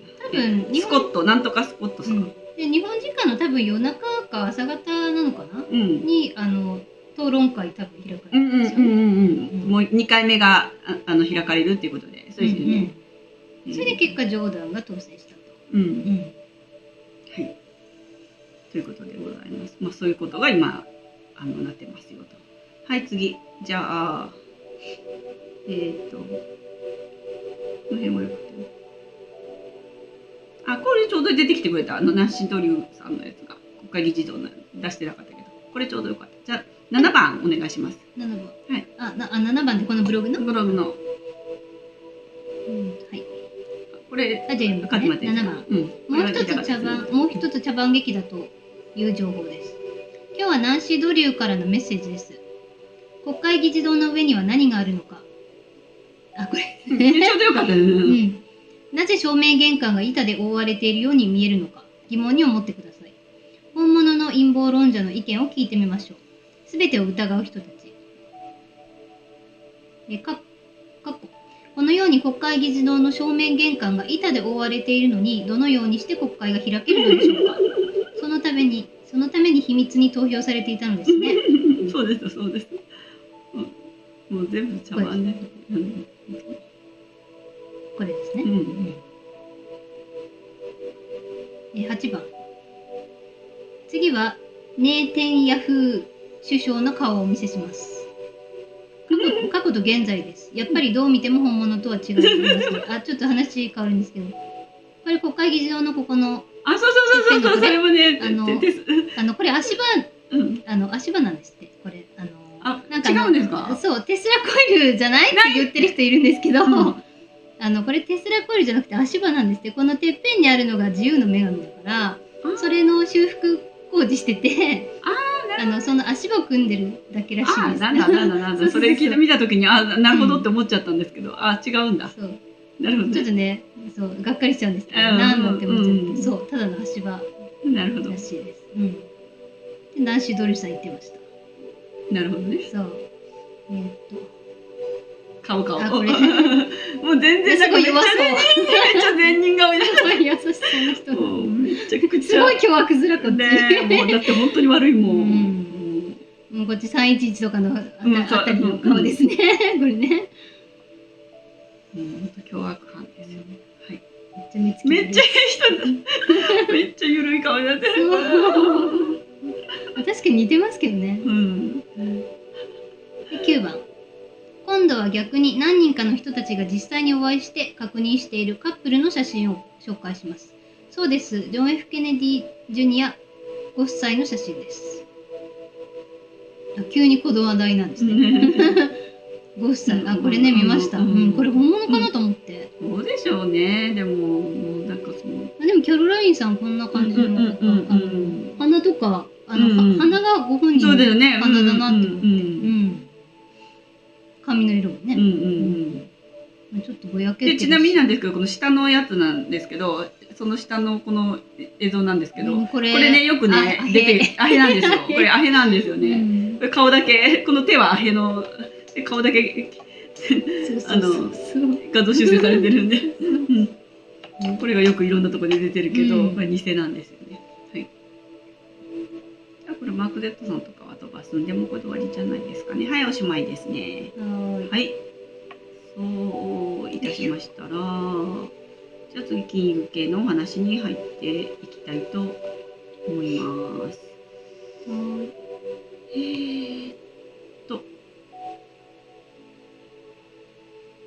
じゃあ、マーク Z さんいきますね。マーク Z さん13日から。じゃあこれちょっとミカちゃん読んでってもらって、ちょっと飛ばすやつ、ちょっと何個か飛ばそうと思うんで、飛ばすやつどれにするか決めるんで。上から順番でいいですか？順で、言ってもらっていいですか？一番上は読みます、今日のやつなんで。上2つは今日なんで読みますけど。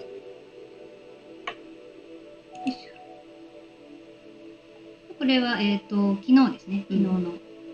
金曜日夜、マーク Z とチャット。メンバー。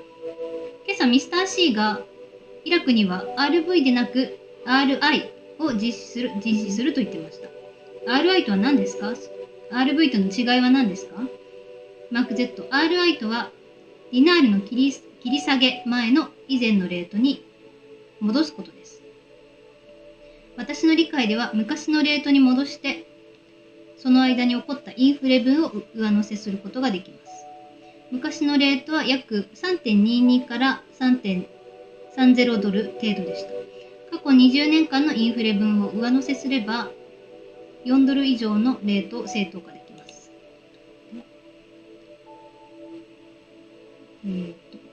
RV とは RI レート以外のあらゆるレートの再評価のことです。切り下げ前に、イラクディナールレートっていうのは意図的に切り下げられてるんですね。で、それ下げられる前のレートに戻すことを RI と言うそうです。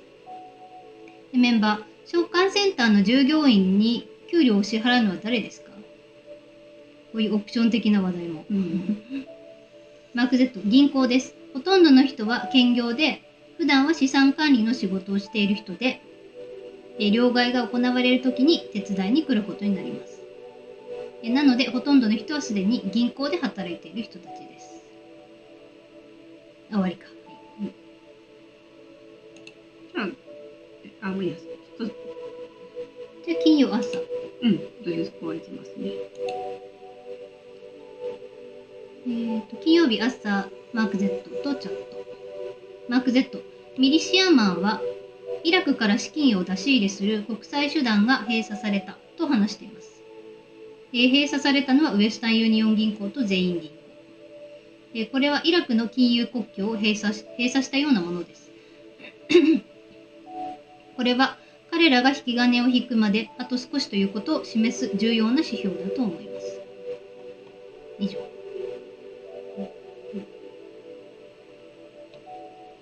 これニュースにも出てましたね。そうですね。はい、そうですね。これ重大ですね。重要ですよね。で、次。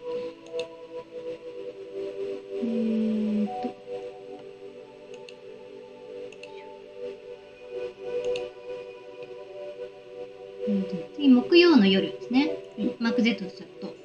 メンバー、イラクがブリックスに参加したら、米国はどうなりますか？ RV やディナールはどうなりますか？マーク Z、いずれにせよ RV は手に入ります。もしイラクがブリックスに加盟して単独国になるなら、彼らは基本的に米国が保有している数十億ドルを手放すことになるでしょう。私たちが望んでいるほど大きな切り上げはならないかもしれませんが、相当なものになると思います。RV 業界、債券側では全く沈黙しています。彼らはそれを取り締まるために素晴らしい仕事をしています。だから驚きません。その沈黙を取り締まるために素晴らしい仕事をしているね。皆さんだんまりしているので、皆さん素晴らしい仕事をしていますね。マーク Z、世界のニュースでは、プーチン大統領、ルーブル強化のための新たな措置を命令というものがあります。ここでもまだ脱ドル化が進んでいます。今後数日間の皆さんへの提案ですが、外出する場合は人混みを避けましょう。メンバー、フィルさんの投稿によると、今から明日真夜中にかけてイベントがあるかもしれないとのこと。マーク Z、軍はその準備ができていると聞いています。ね、そうなんですよね。でもただちょっとそれについてフィルさんがちょっと後でまた出して話しますけど、このイベントが起こる確率は1回 70% に下げられてまた戻ったんですよね。100%。まだ 70% じゃないんですか？今も 70%ですか？70%じゃなその後にまた続発ったの？私が見てないだけかもしれない。どっかで1回 70% になったけど結局またもう1回 70%2 回行きましたね。でその後もしかしたら続報があったらちょっと私が見てないかもしれない。じゃあ現時点でまだ 70%。と私は思ってるんですけど。下がったの。じゃあ次水曜朝飛ばしまして火曜朝に行きます。これ読みますね。じゃあ短いんで。火曜夜だった。夜の短いチャットでメンバーイラクのスダちゃんは今日ロシアでプー様と一緒にいます。おそらくこれは重要なことでしょう。今日イラクに国連の人たちが来ています。国家安全保障理事会イラクについて議論へ、予算、安全保障人権が議題に。彼らは、議論がいかにうまくいったかを私たちに伝えています。彼らはイラクが大きな進歩を遂げていると言っています。メンバー、戦争中に RV やネサラがどのようにして行われるのでしょうか。マーク Z、私たちはいつも平和が起こると突然世界中に平和が訪れると言われてきました。このクレイジーな状況が続いている間は落ち着いてください。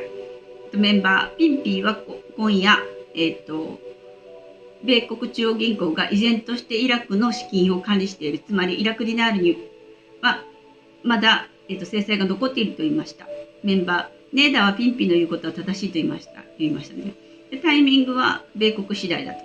メンバー、TNT トニーは木曜日か金曜日と言っています。メンバー、でトニーさんめっちゃいつもめっちゃ日付してくるけど全然当たってないですね。当たってないですね。あと何時間とかよく言ってきてね、何曜日とかよく言いますからね。フランクさんもそうです。フランクさんもそういうの言うのが好きな。でメンバーオメガプロスペリティパッケージについて何か知っていますか？マーク Z。それは RV と同じ時期に行われているはずです。彼らは、ヘリテージオメガ、そして全ての異なる反映プログラムに関連する罰金と罰則を月に2回更新しているとのことです。彼らは出発する準備ができています。ね、フィルさんのやつのイベントのやつも結構軍がいっぱい動いてるような話とかはあるので、ね、来そうだと思ったんですけど、ちょっといつになるのかって思いますけど、後で出しますけど。はい、じゃあマーク Z さんここまでで、次ブルースさん12日。12日。はい。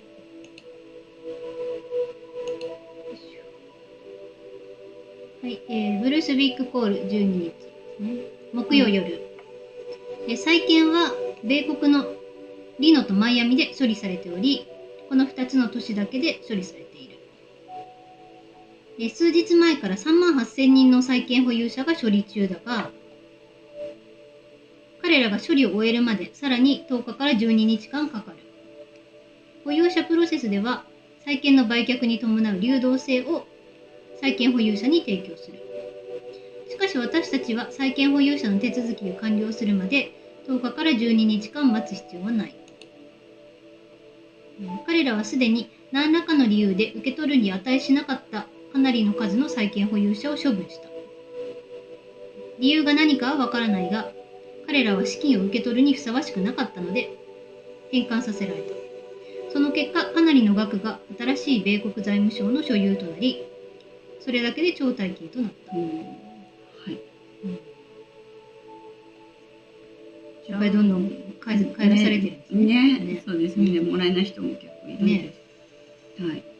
じゃあこれ返還させられて、その結果かなりの額が新しい米国財務省の所有となったっていうのは、その人たちが持ってた、その帰らされた人たちが持ってた外貨を返却させられたってことですね。そうですね。はい。でそれが米国財務省の所有になっているってことですね。まあね、もともとの出所が財務省じゃなくて、おそらくねなんちゃら信託とかそういうところから来てるはずなので、だからそれが一旦財務省が預かるみたいな感じになってるっていうことなんじゃないですかね。ということで、債券保有者はもう確実に支払われてるので、これは T3 ですので、そうです、そういうことね、裏を返せばそういうことね、裏がもうだからかなり直前までもう来てるってことですよ。そうですよ。もうすぐですよ、我々もね。本当そうですよ。で、クジラは岸に上がりましたしね。上がったんですよ。はい。で次、ゴルディロックさん。ゴルディロックさん1個だけ。これ2つ連なってる。今日のやつですね。こちら読みますね。金曜日、世界銀行は9つの多国間開発銀行との協力関係を強化すると発表した。多国間開発銀行はブリックスシステムの一部である。ね、これはブリックスの銀行のことを指してますね。このなんちゃら開発銀行っていうのはね。で、ますます多くの、流動性がブリックスシステムに移行している。世界銀行は、開発途上国政府に融資、政策助言、技術支援を提供している。権力と富の移行は目の前にある。はい。で次続けていきますね。で次、スーダンとイランの国交関係樹立がブリックスに公海の支配権を与える。もうこれなんか今日いろいろこのシード・オブ・ウィズダム関連のQ&A とかいろいろこのゴルディロックさんあたり界隈のいろんなやつ見てたんですけども、みんなやっぱこれすごい重要視してるんですよね。で読みますね。スーダンとイラン友好関係樹立がブリックスに公海の支配権を与える。2024年1月1日、イランとスーダンはブリックス諸国とのつながりを通じて7年間対立していた見解を解消し、友好的な関係を、再構築する。これにより紅海と、紅海って紅の海ですね。と、スエズ運河のアクセス権はブリックス諸国が握ることになる。これがすごいんですよ。この部屋でも何度も議論してきたように、国際貿易の 80% は水上で行われ、為替レートの形成はそこで最も行われる。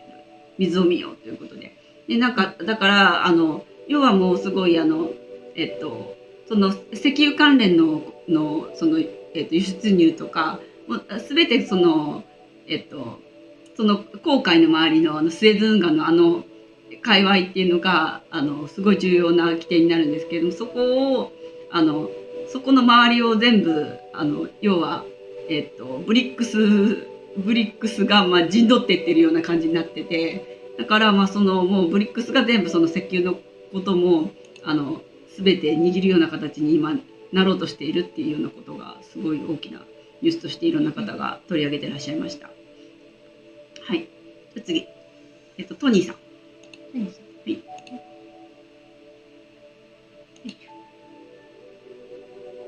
TNT トニーは2日前にバグダッドでレート変更があったと言った。イラクの人々はウェスタンユニオンからの送金ができなかった。100万人行進は今日行われ平和的だっ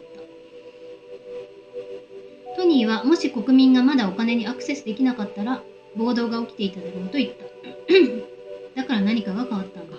じゃあ今のこの100万人行進の話なんですけど、それちょっと話飛びますけど、話は飛ばないんですけど、場所が飛びますけど、ちょっと待ってくださいね。これ19番いけます？場所が飛ばない。話は飛ばない。話は今の100万人行進の話なんで、話は飛ばないんですけど。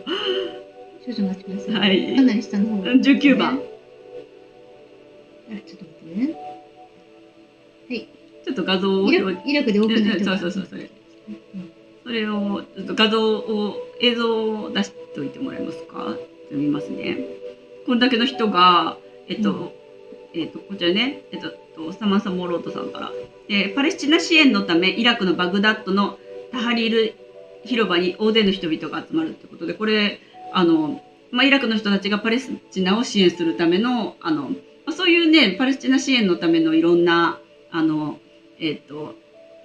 デモ行進とかね、フランスとかイギリスとかいろんなところでもあった、ね、アメリカでも、でそういう分かっている人たちはそういうねパレスチナの方を擁護するような活動をみんなされてるんですけれども、で私はこれ見た時にやっぱイラクの人もこんだけそういうので集まってるんだなって思ったんですけれども、これがねちょっとね謎な、ちょっと分かんないんですけれども、これを出した後にさっき先ほどお話ししたイラク人の、サナール・チャルビさんがコメントしてくれて、彼らはイランからの命令とデモを行うための具体的なお金の提供によって動かされただけだって言ってました。でもちょっとそのイランからの命令とこのどっちがちょっと本当かはちょっとわからないんですけど、そういうふうにイラクではそういうふうに言われてるってことでしたけど、お金が出てる。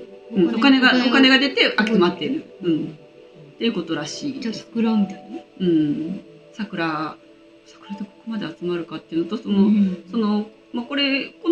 ュース自体はねパレスチナ支援って言ってるので、どっちの情報が本当かはちょっとわからないんですけれども、というふうに現地の方はそういうふうにおっしゃってました。っていうのがありました。はい、じゃあ次。まただいぶ上の方まで戻りまして、で、トニーさん終わって、で次ゴールドテレグラフさんですね。あれでもこれもう今11時58分か、結構な時間ですね。はい。ちょっと待ってくださいね。ゴールドテレグラフさんですね。1945年、アメリカは世界の 80% の金を持っていた。当時は金が貨幣だった。世界の GDP の半分を占めていた。軍事力も独占していた。つまりアメリカが世界の秩序を決めたのだ。っっていうのをレイ・ダリオっていう方がおっしゃってるインタビューのビデオで、世界が進化していく中でこれは重要な情報だっていうことで、これ結構取り上げてる人が多かった。これゴリデオックスさんも取り上げてたし、まあとにかくもともとね、1945年までは世界の金の 80% アメリカが所有してたらしいです。ちょっと前後関係がよくわからないですけど、まあそれなんかめっちゃみんないろんな人が取り上げてたんで、これ次貴金属が強い、はい、これですね。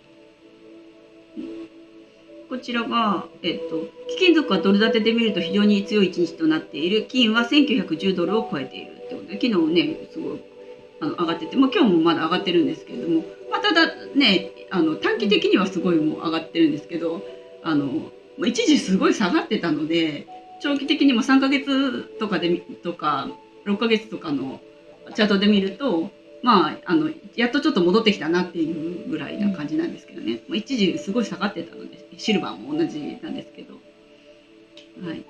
では、でもこのままバーッと、ね、上がってくれたらいいなと思うんですけど、なんかまだちょっとそんなに高水準ではないんですよね。一時下がりすぎてたんで。で次は、ヒゲの愛国者。はい。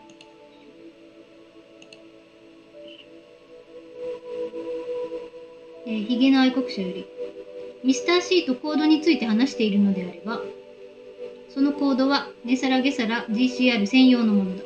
ミスター C は通貨の再評価とは何の関係もない。リノはペイメントマスターと債券にとっての要だ。RV に最終的な GO が出されれば、値下げ下らももうすぐそこ、値下げ下らもすぐにそれに続くだろう。そういうことですね。ミスター C は値下げ差のそうですね、コードの入力ですもんね。再評価のコードとは関係ないですよね。そう言われたらそうだなと思って。なんかマーク Z さんはそうは思ってないのかな。マーク Z さんはまだRV のコードを入力するのがミスター C って思ってるような物言いですよね。そうだから私もあれって思うか。でもともとそもそもね、値下げ差の値皿のコード入力をするっていう QFS のなんか一番最初はそういうふうに聞いてたんですけど、値皿の QFS のコード入力って言ってたので、私はそういうふうに思ってたな。まあいいや。はい。じゃあ次。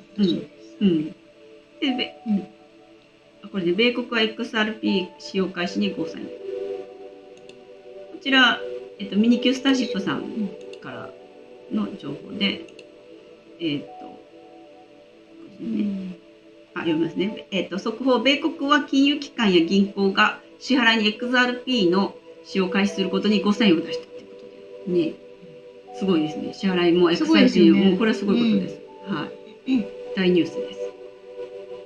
もうね、QFS で、メインになってくるのがここら辺だと思う。モステラルーメンと XRP。ね、これはすごいことです。かなり大きいと思いますね。はい。これがアメリカで金融機関や銀行が支払いに XRP 使えるってなったらすごいことです。はい。で次、イラクはエジプトと連携。なんかどことどこが連携するとかね、いっぱい今ポポ出てありすぎて、なんか一回誰かまとめてほしいですよね。どことどこが会談してどことどこがありすぎパレスチナ支援で連携が決まったとかね。知りたい。いろいろ組み合わせが分かんなくなって。言いますね。イラク、エジプトと連携してガザに援助を送る。イラク政府は木曜日、スダニ首相が包囲されたガザ地区への人道援助の派遣を指示したと発表した。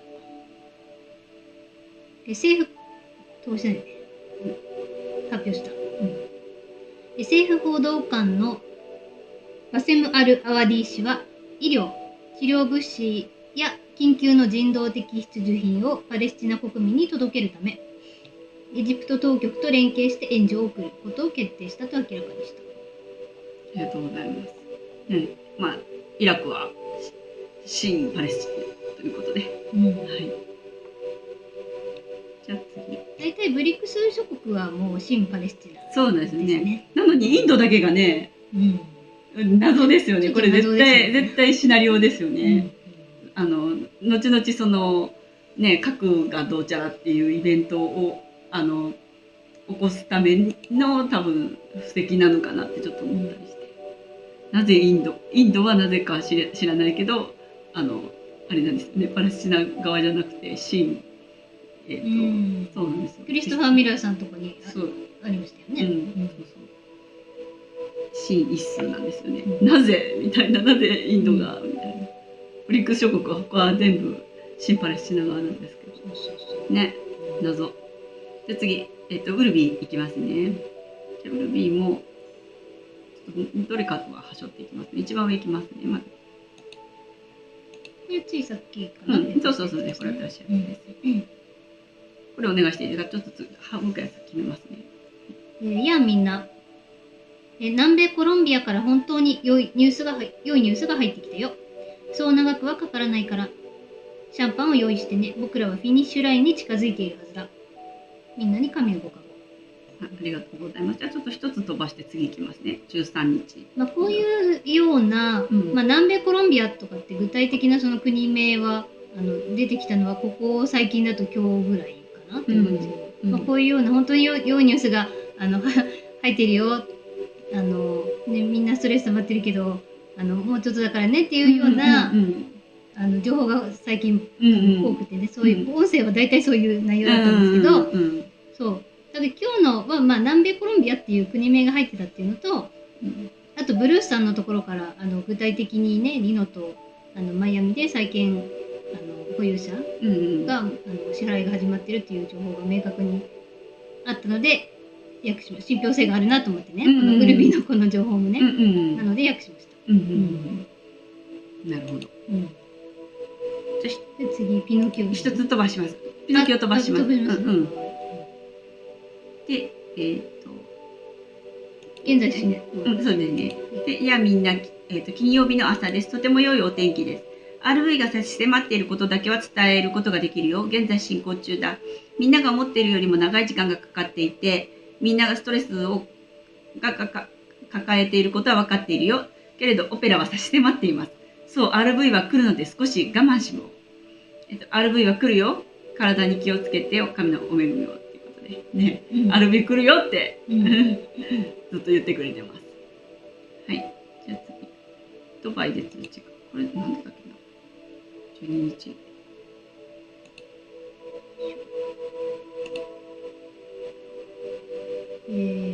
これ12日ですね。いやみんな、木曜日の朝です。元気かな？君たちがストレスを抱えていて、良いニュースが出るのを待っているのを知っています。僕らはリノ時間の真夜中頃に発表される通知を待っていたんだけど、今はまだ出ていないんだ。僕が聞いたところでは、ドバイではリノ時間の2時か3時過ぎくらいに支払いが始まるようだ。で、現時点ではこれが全てです。波動高く溜まって神の近くにいてください。これがあれですよね。ブルースさんが言ってた。そうですね。ところと同じ、共通すると思うんですけど、ドバイはブルースさん言ってないけど、リノ、そうか、違うね。そうか。リノから通知が来るかと思ってたけど来なかったっていうウルビーが言ってるのか。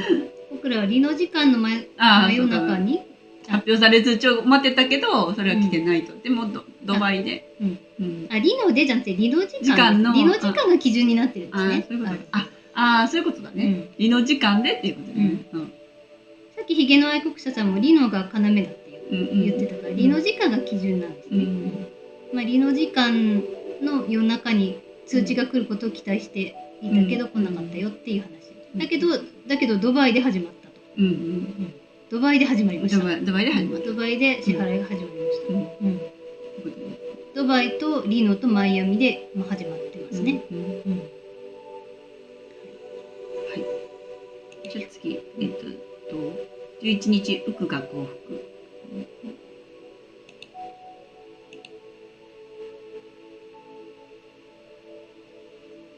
これはちょっとね、おそらく私は事実だと思ってるんですけど、まだね他で出てきてないニュースなんですよね。でもこれ、誰から言われてるってこともアメリカ人ジャーナリストの名前も出てるので、おそらく私は本当だと思ってるんですけど、こちらが誰だっけ、ベニヤミン、ニコラス、そうニコラス・ベニヤミンさんからですね。で、ウクが幸福で、速報、この動画の訳ですね。速報、ウクが幸福、終わりが近づいています。特殊なラジオ周波数が使用されていて、ウク兵は安全にロシア軍に降伏できるように、ゼレちゃんが、捕まる前に逃げられるように準備しています。で、ゼレちゃん、この間NATO のなんかに、本部の、ブリュッセルに行ってましたよね。そこで捕まるのかなと思ったけど、ちょっとまだでしたね。しかもイスラエル支援を堂々と表明したらしいですね。しましたね。もうなんか全て演劇なので、そういう感じですね。で、捕まる前に、違う。何千人ものウク兵がロシア軍への降伏を選択しています。で、降伏の様子は新たに打ち立てられたロシアのラジオ周波数を通して見られました。アメリカ人ジャーナリストのクレイトン・モリスは驚きをあらわにし、これは西側メディアがあなたに見せたくない話だと語りました。以上、ニコラス・ベニヤミンでしたということで、で、要はもうウクがもう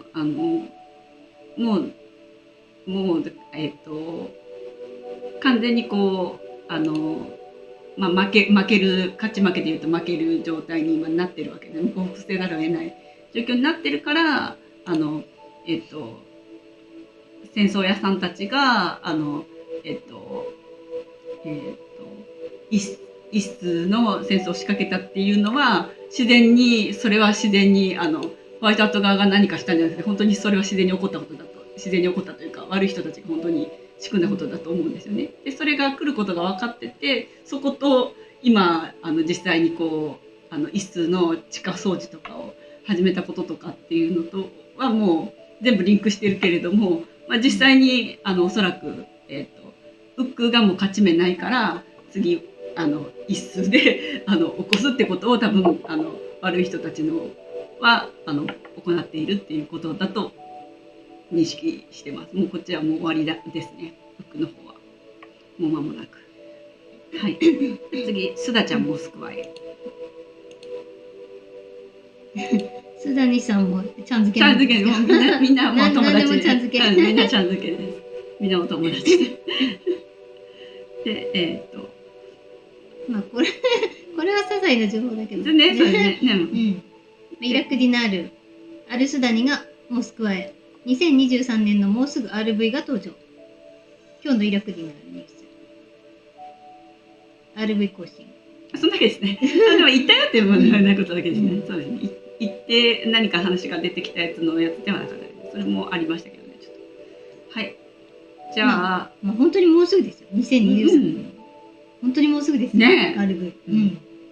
だともともとなんですけど、本来だったら10月末までに違う。支払い自体が全部終わっていかなきゃいけないとかいう話がありませんでした。それマーク Z さんのところから出て10月末って言ってましたよね、もともとはね。そうなんですよ。ね、もうそんな間に合わないですよね。だからマーク Z さんの連絡先の軍の人がいて、でその人は11月1日まで全て終わってないといけない。11月1日までって言ってましたね。っていうのはもう決まってるみたいで、そこがバックウォールで。だからもう今すぐにでも始めないといけないっていうのがもう10月頭ぐらいからずっと言われてて。ね、こんな間に合わないですよ。そんなあっという間すぎますよ。そんな一手に無理ですよ。早くしてくださいね。もうあと10日間ぐらいしかないですよ。本当に頼みますよ。あと2週間ぐらい。ですよ。はい。じゃあ金融関連のお話は以上ですので、あとはめぼしい情報をいろいろピックしていこうと思うんですけれども、コメント挟めましょうか。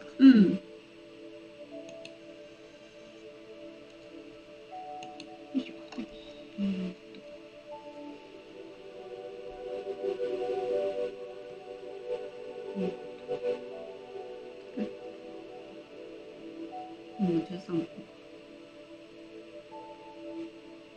イ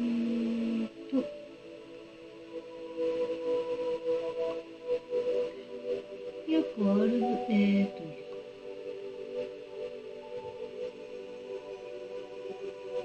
スマイルさんまでかな。スマイルさんまでかな。源さん、イラクは RV でなく RI を進めている、という情報を見ました。そうです。さっきのですね。リボンちゃん、お店でも今は両替してくれないです。断られましたよ。そうなんですね。私、お店で最後に両替したの、2年前ぐらいかな。私何回かしましたよ。結構、ホームセンターで両替して、その時は手数料なんて全然かからなくても、普通にしてくれましたね。両替ってどのぐらいの金額？500円玉を100円とか。そうだよね。そのぐらい。1000円を100円とか。私それを結構やってる、今も。私はやってる。結構やってくれる。だから、やってくれます？やってくれる。10円玉にして、お釣りも、例えば、なんか何百20円の商品買って、320円の商品買って、400円出して、すいませんが、ちょっと50円玉じゃなくて全部10円玉で、お釣りもらえますかっていうパターンをほぼ毎回やってるんですよ。それは毎回やってるんですよ。だからめっちゃ貯まってるんですよ、10円。私はそれで貯めてるんですよ。でそれはまあ普通にやってくれるじゃないですか。それ以外でも、それした後に、この人優しいからいけるなと思ったら、すいません、ちょっと10円玉必要なんで、この100円も10円玉変えてもらえますかって言ったら、いいですよとか言って、なんかその人見て、最初にその10円玉でお釣りくれた人のなんか対応を見て変えてもらってます。結構それ今でもいけます？いけます。私はそれよくやってます。今それで食べてます、私は。2年前の時点では大丈夫ですね。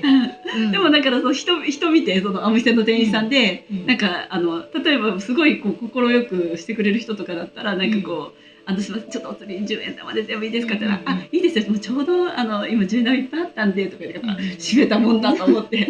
なんていい人でしょう。じゃあすいません、ちょっともしよろしければちょっと10円玉はちょっと今必要なんで、この100円も10円玉にって言ったら、いいですよみたいな、そういう感じで私は食べてます。コツコツと。なおこさん、核兵器の無力化は数ヶ月前にストームライダーも投稿してましたね。5G を使用したそうです。ホワイトハット軍のおかげですね。安心です。なるほど。ゆきこさん、ギレギレね。ギレギレすごいな。そうだったのかと納得しました。なおこさん、追記。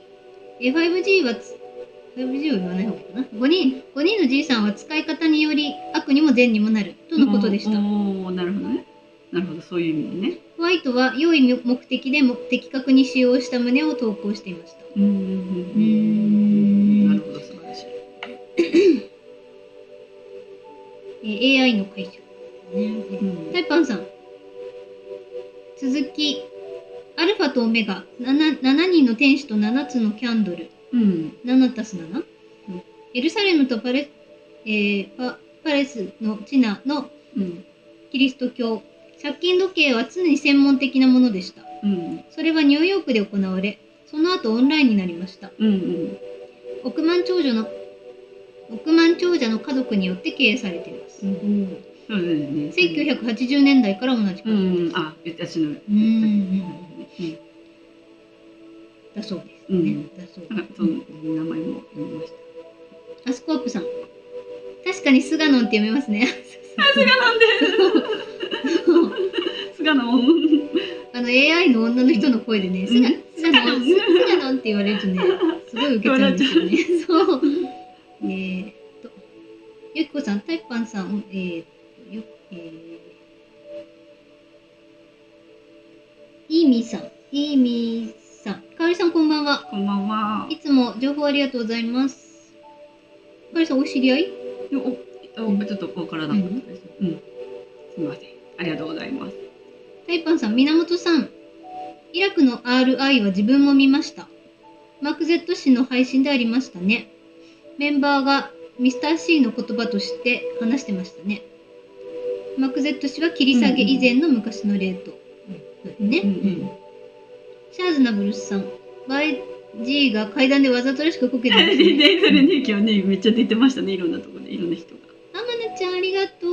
こんばんは。みかんちゃん、スイカさん。はい、どうもです。情報たくさん本当にありがとうございます。毎週楽しみにお待ちしています。頑張ってくださいね。ありがとう。なんか、スカイさんってカタカナで書くと、私いつもスイカに見えて、スカイってカタカナで書いてるやつがスイカに見えて、なんかちょっとその文脈によってスカイさんがどうちゃらって言った時に、スイカさんって言ってるのかなと、私のこと言ってるのかなって思ったことがなんかあります。人が書いてる投稿見て。見るかな。パッと見たらね。これ自分がスイカだからそう見えるだけじゃないかな。コラボお絵かきさん。結局毎回これやっててなんか先に進んでる感は全くない。はい、さよなら。さよなら。はい。個人的に一番気になるのは2030年氷河期が来る話。YG なくなるYG なくなるって言われても全くいなくなってない。そうですね。はい。さよなら。タイパンさん。ベトナムドーンが切り下げ以前のレートに戻るならば、1983年のデータでは、1ドンは 0.976 ドル、ドル円は約230円、ベトナムの、ベトナム戦争以前に戻すのであれば、インフラも考え、いくらになるのでしょうね。難しいな。難しいな。でもそれは本当そうなんですよね。だからまあね、シルバーの価格が何ドルになるとか言っても、その基準のドル自体が、ね、どれぐらいの価値になるのかがもう今わからないから、本当にそうですよね。もうわからないとしか言いようがないですよね。はい。ゆきこさん、心がけは大切ですね。まともに生きてれば大丈夫ですね。なおこさん、木曜日にオックスフォードでもパレスのチナの支援のデモ行進がありました。やっぱり本当にあったんですね。いろんなところでやっぱりね、合ってるんですよね。すごい素晴らしい。目覚めてる方々が多くて、羨ましい。本当に日本ではないですね。聞きませんね。もう一切ね、ありえないですね。逆ならあるかもしれないけど、逆ならありそうですよね。タイパンさん、お金が出ていく話を聞くと沖縄の基地周辺、尖閣諸島のデモ集団を思い出しますね。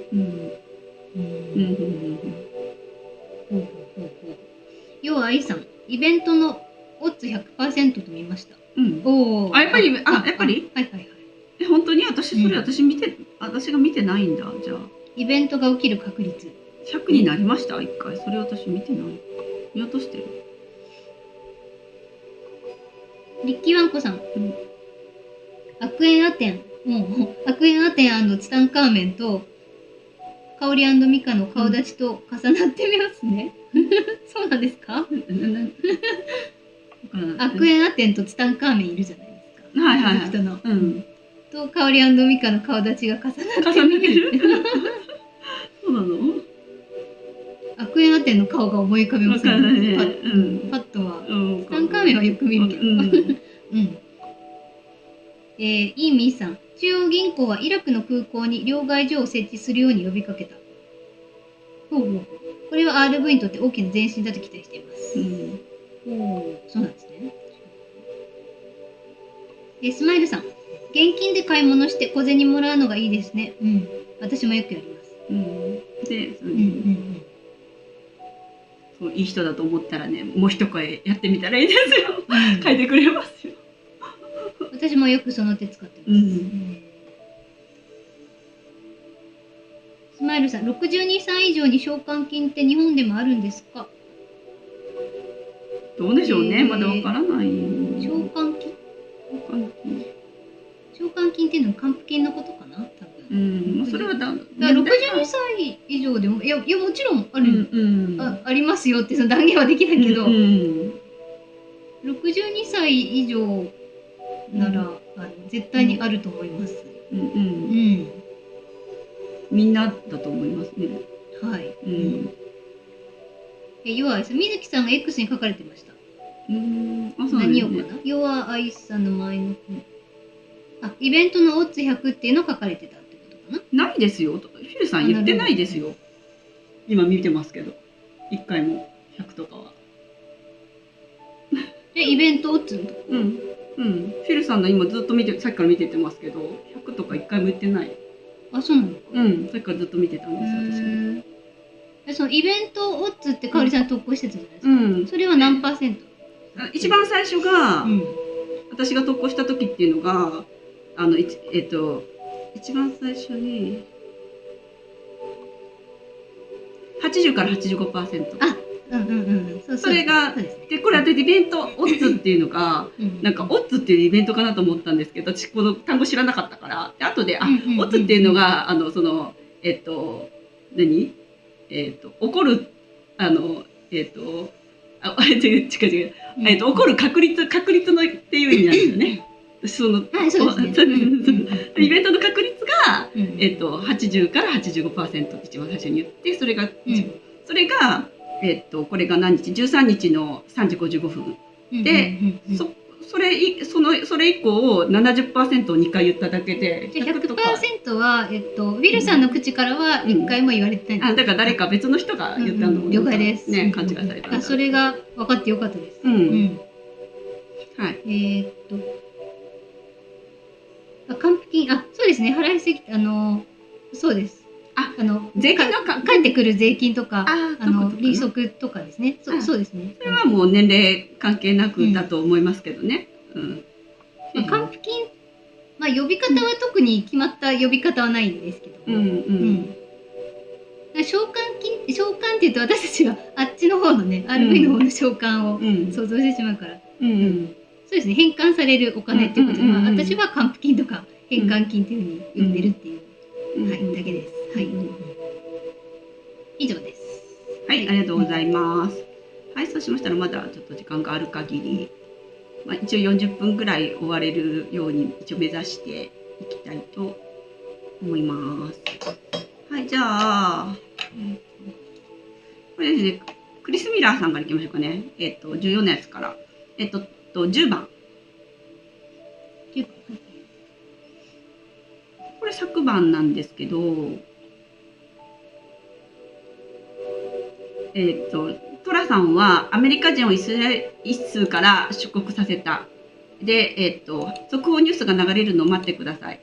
バイ G の手柄とされるっていうようなことをおっしゃってて、で、だからなんかやっぱり始まる前の準備がこっちはこっちでその一数の方の、地上戦のことだと思うんですけど、そういう話をみんなしてるんで、それが始まる準備が多分今になっていて、で、トラさんが一数のに今いるアメリカ人を全部外に出させたっていうことなんで、でもトラさんの指示ですけれども、トラさんの指示っていうふうに公には出ないから、バイジーがそれをしたっていう風なニュースがもうすぐ流れるよっていうのを先に教えてくれた感じです。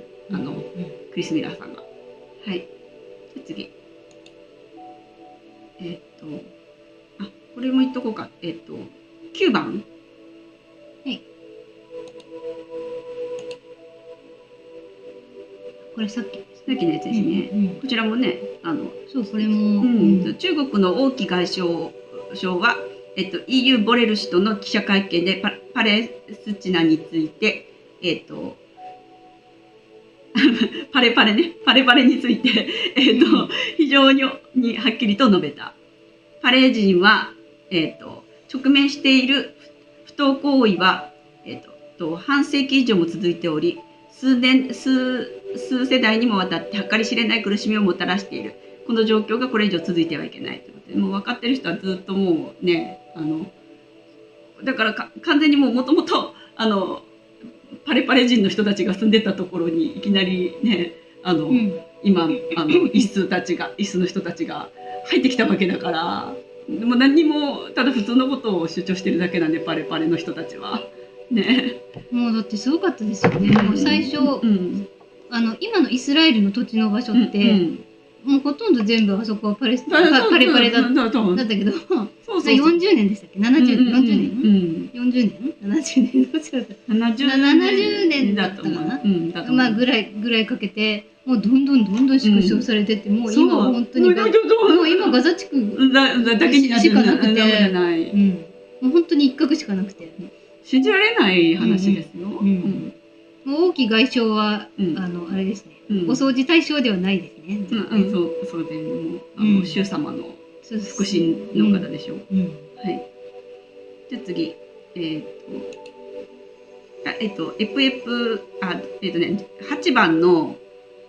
番の一番下だから王毅外相のすぐ上エプはイスとつながりがですね。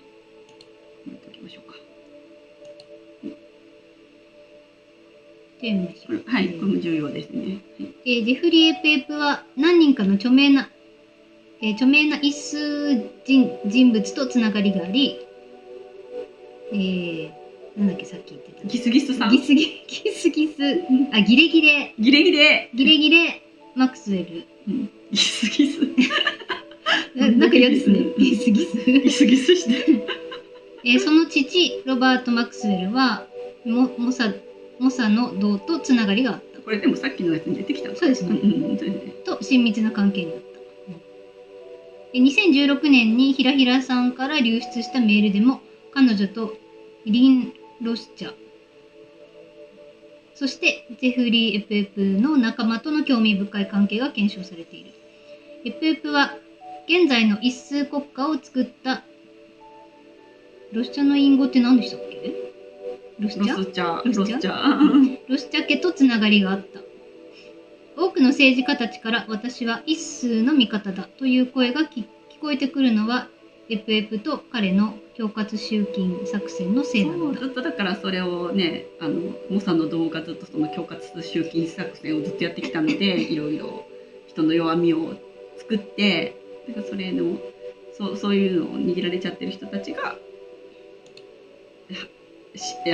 そのね政治家たちの間では新一数になっているということですね。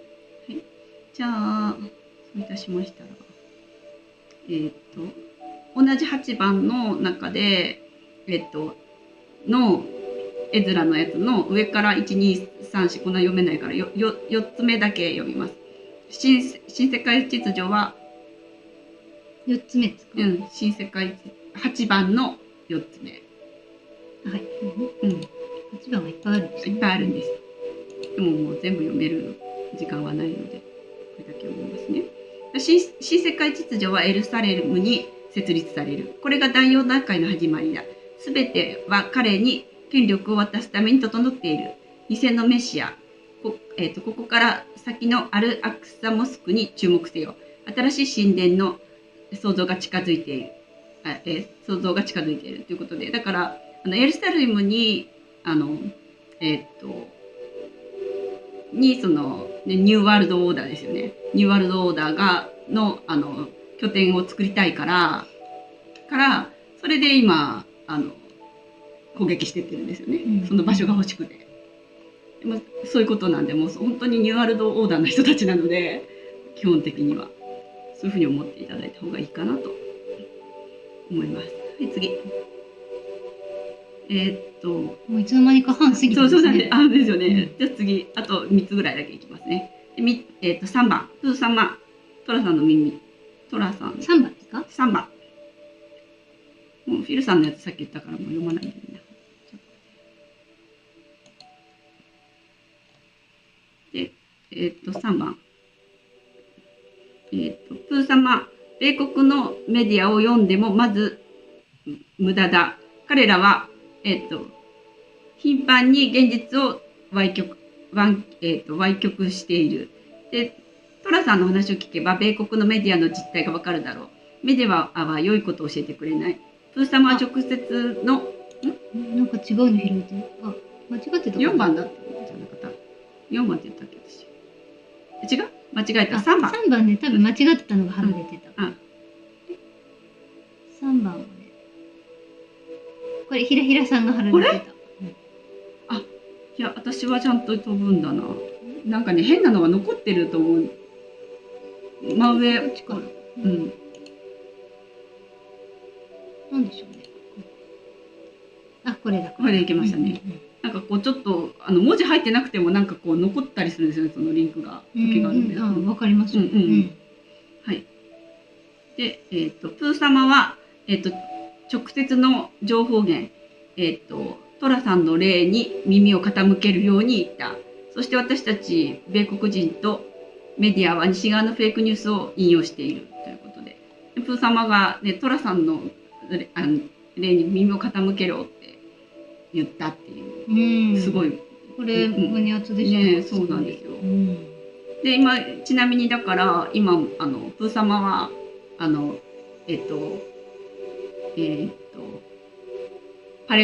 パレにね、全面協力するっていうことで言っていて、でトラさんはイスかわいそうだねってずっと言ってるけれども、まあ、結局のところはトラさんも同じなので、プー様と一緒なので、はい。ということで次2番24日は世界大凶。はい。これマボさんの出してくださった話でこれ面白かったんですよ。一応これね、ちょっと私の書いたやつから先読みますね。1929年の10月24日は世界大恐慌が発生した日だそうです。そして旧暦の 9.11 は10月25日であり、24日はクリスマスイブですね。これ前回の時話しましたよね。旧暦で、10月25日が 9.11 だということでね、クリスマスになりますということで。で私たちはメリークリスマスを取り戻しました。バーイトラさんっていうの、これも先週話しましたよね。で、気になる日程ですということで。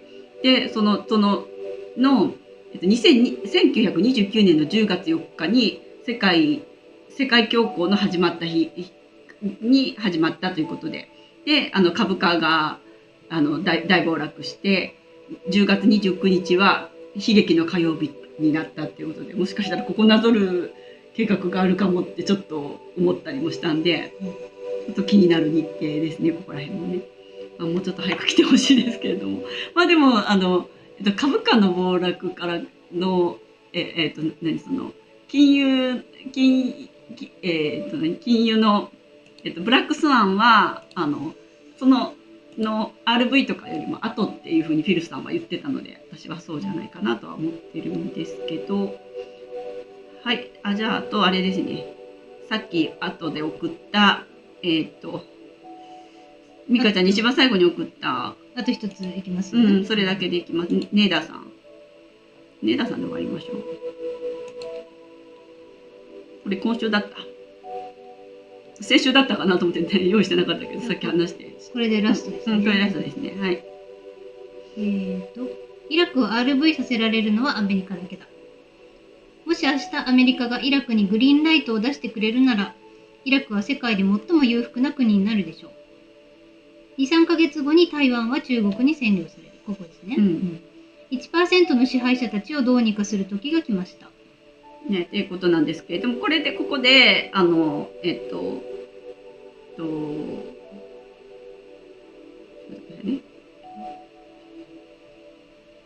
イラクが世界で最も裕福な国になるでしょうって言った内容っていうのが、ベネズエラとか、サウジアラビアよりも今はイラクが一番石油の原油の産出量が多いんですって。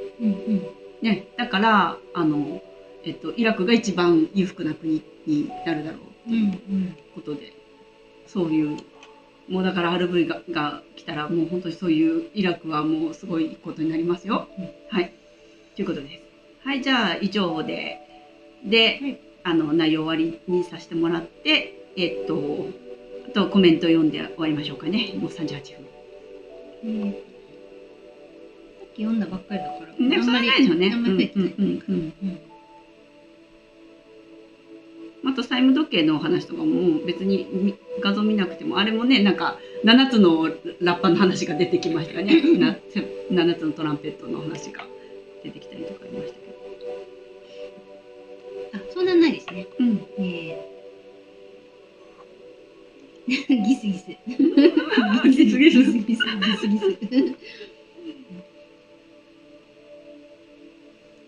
ゆきこさん、ギレギレにバレバレ。ギレギレギラギラ。大変苦労のいる配信ですね。ありがとうございます。明日いいことあり、要は愛さん、明日いいことありますように。次回こそ乾杯したいですね。乾杯したいですね。もう本当に。龍神こうちゃんさん、今夜もありがとうございました。ありがとうございました。要は愛さん、今日もありがとうございました。ありがとうございました。はい。ちょっと今日は前祝いに、私もワイン飲んで。ね、そうですね。今日はちょっとね、乾杯したいという。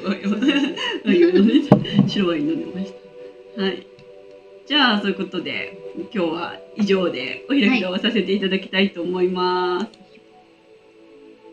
ね、なんか準備してる時はなんか今日ちょっと内容薄いかなと思ったけど全然そんなことなくて、ね、やっぱりそのね、戦争2時間半ね、ドンパチ関連の話が結構ねいろいろあったので、はい。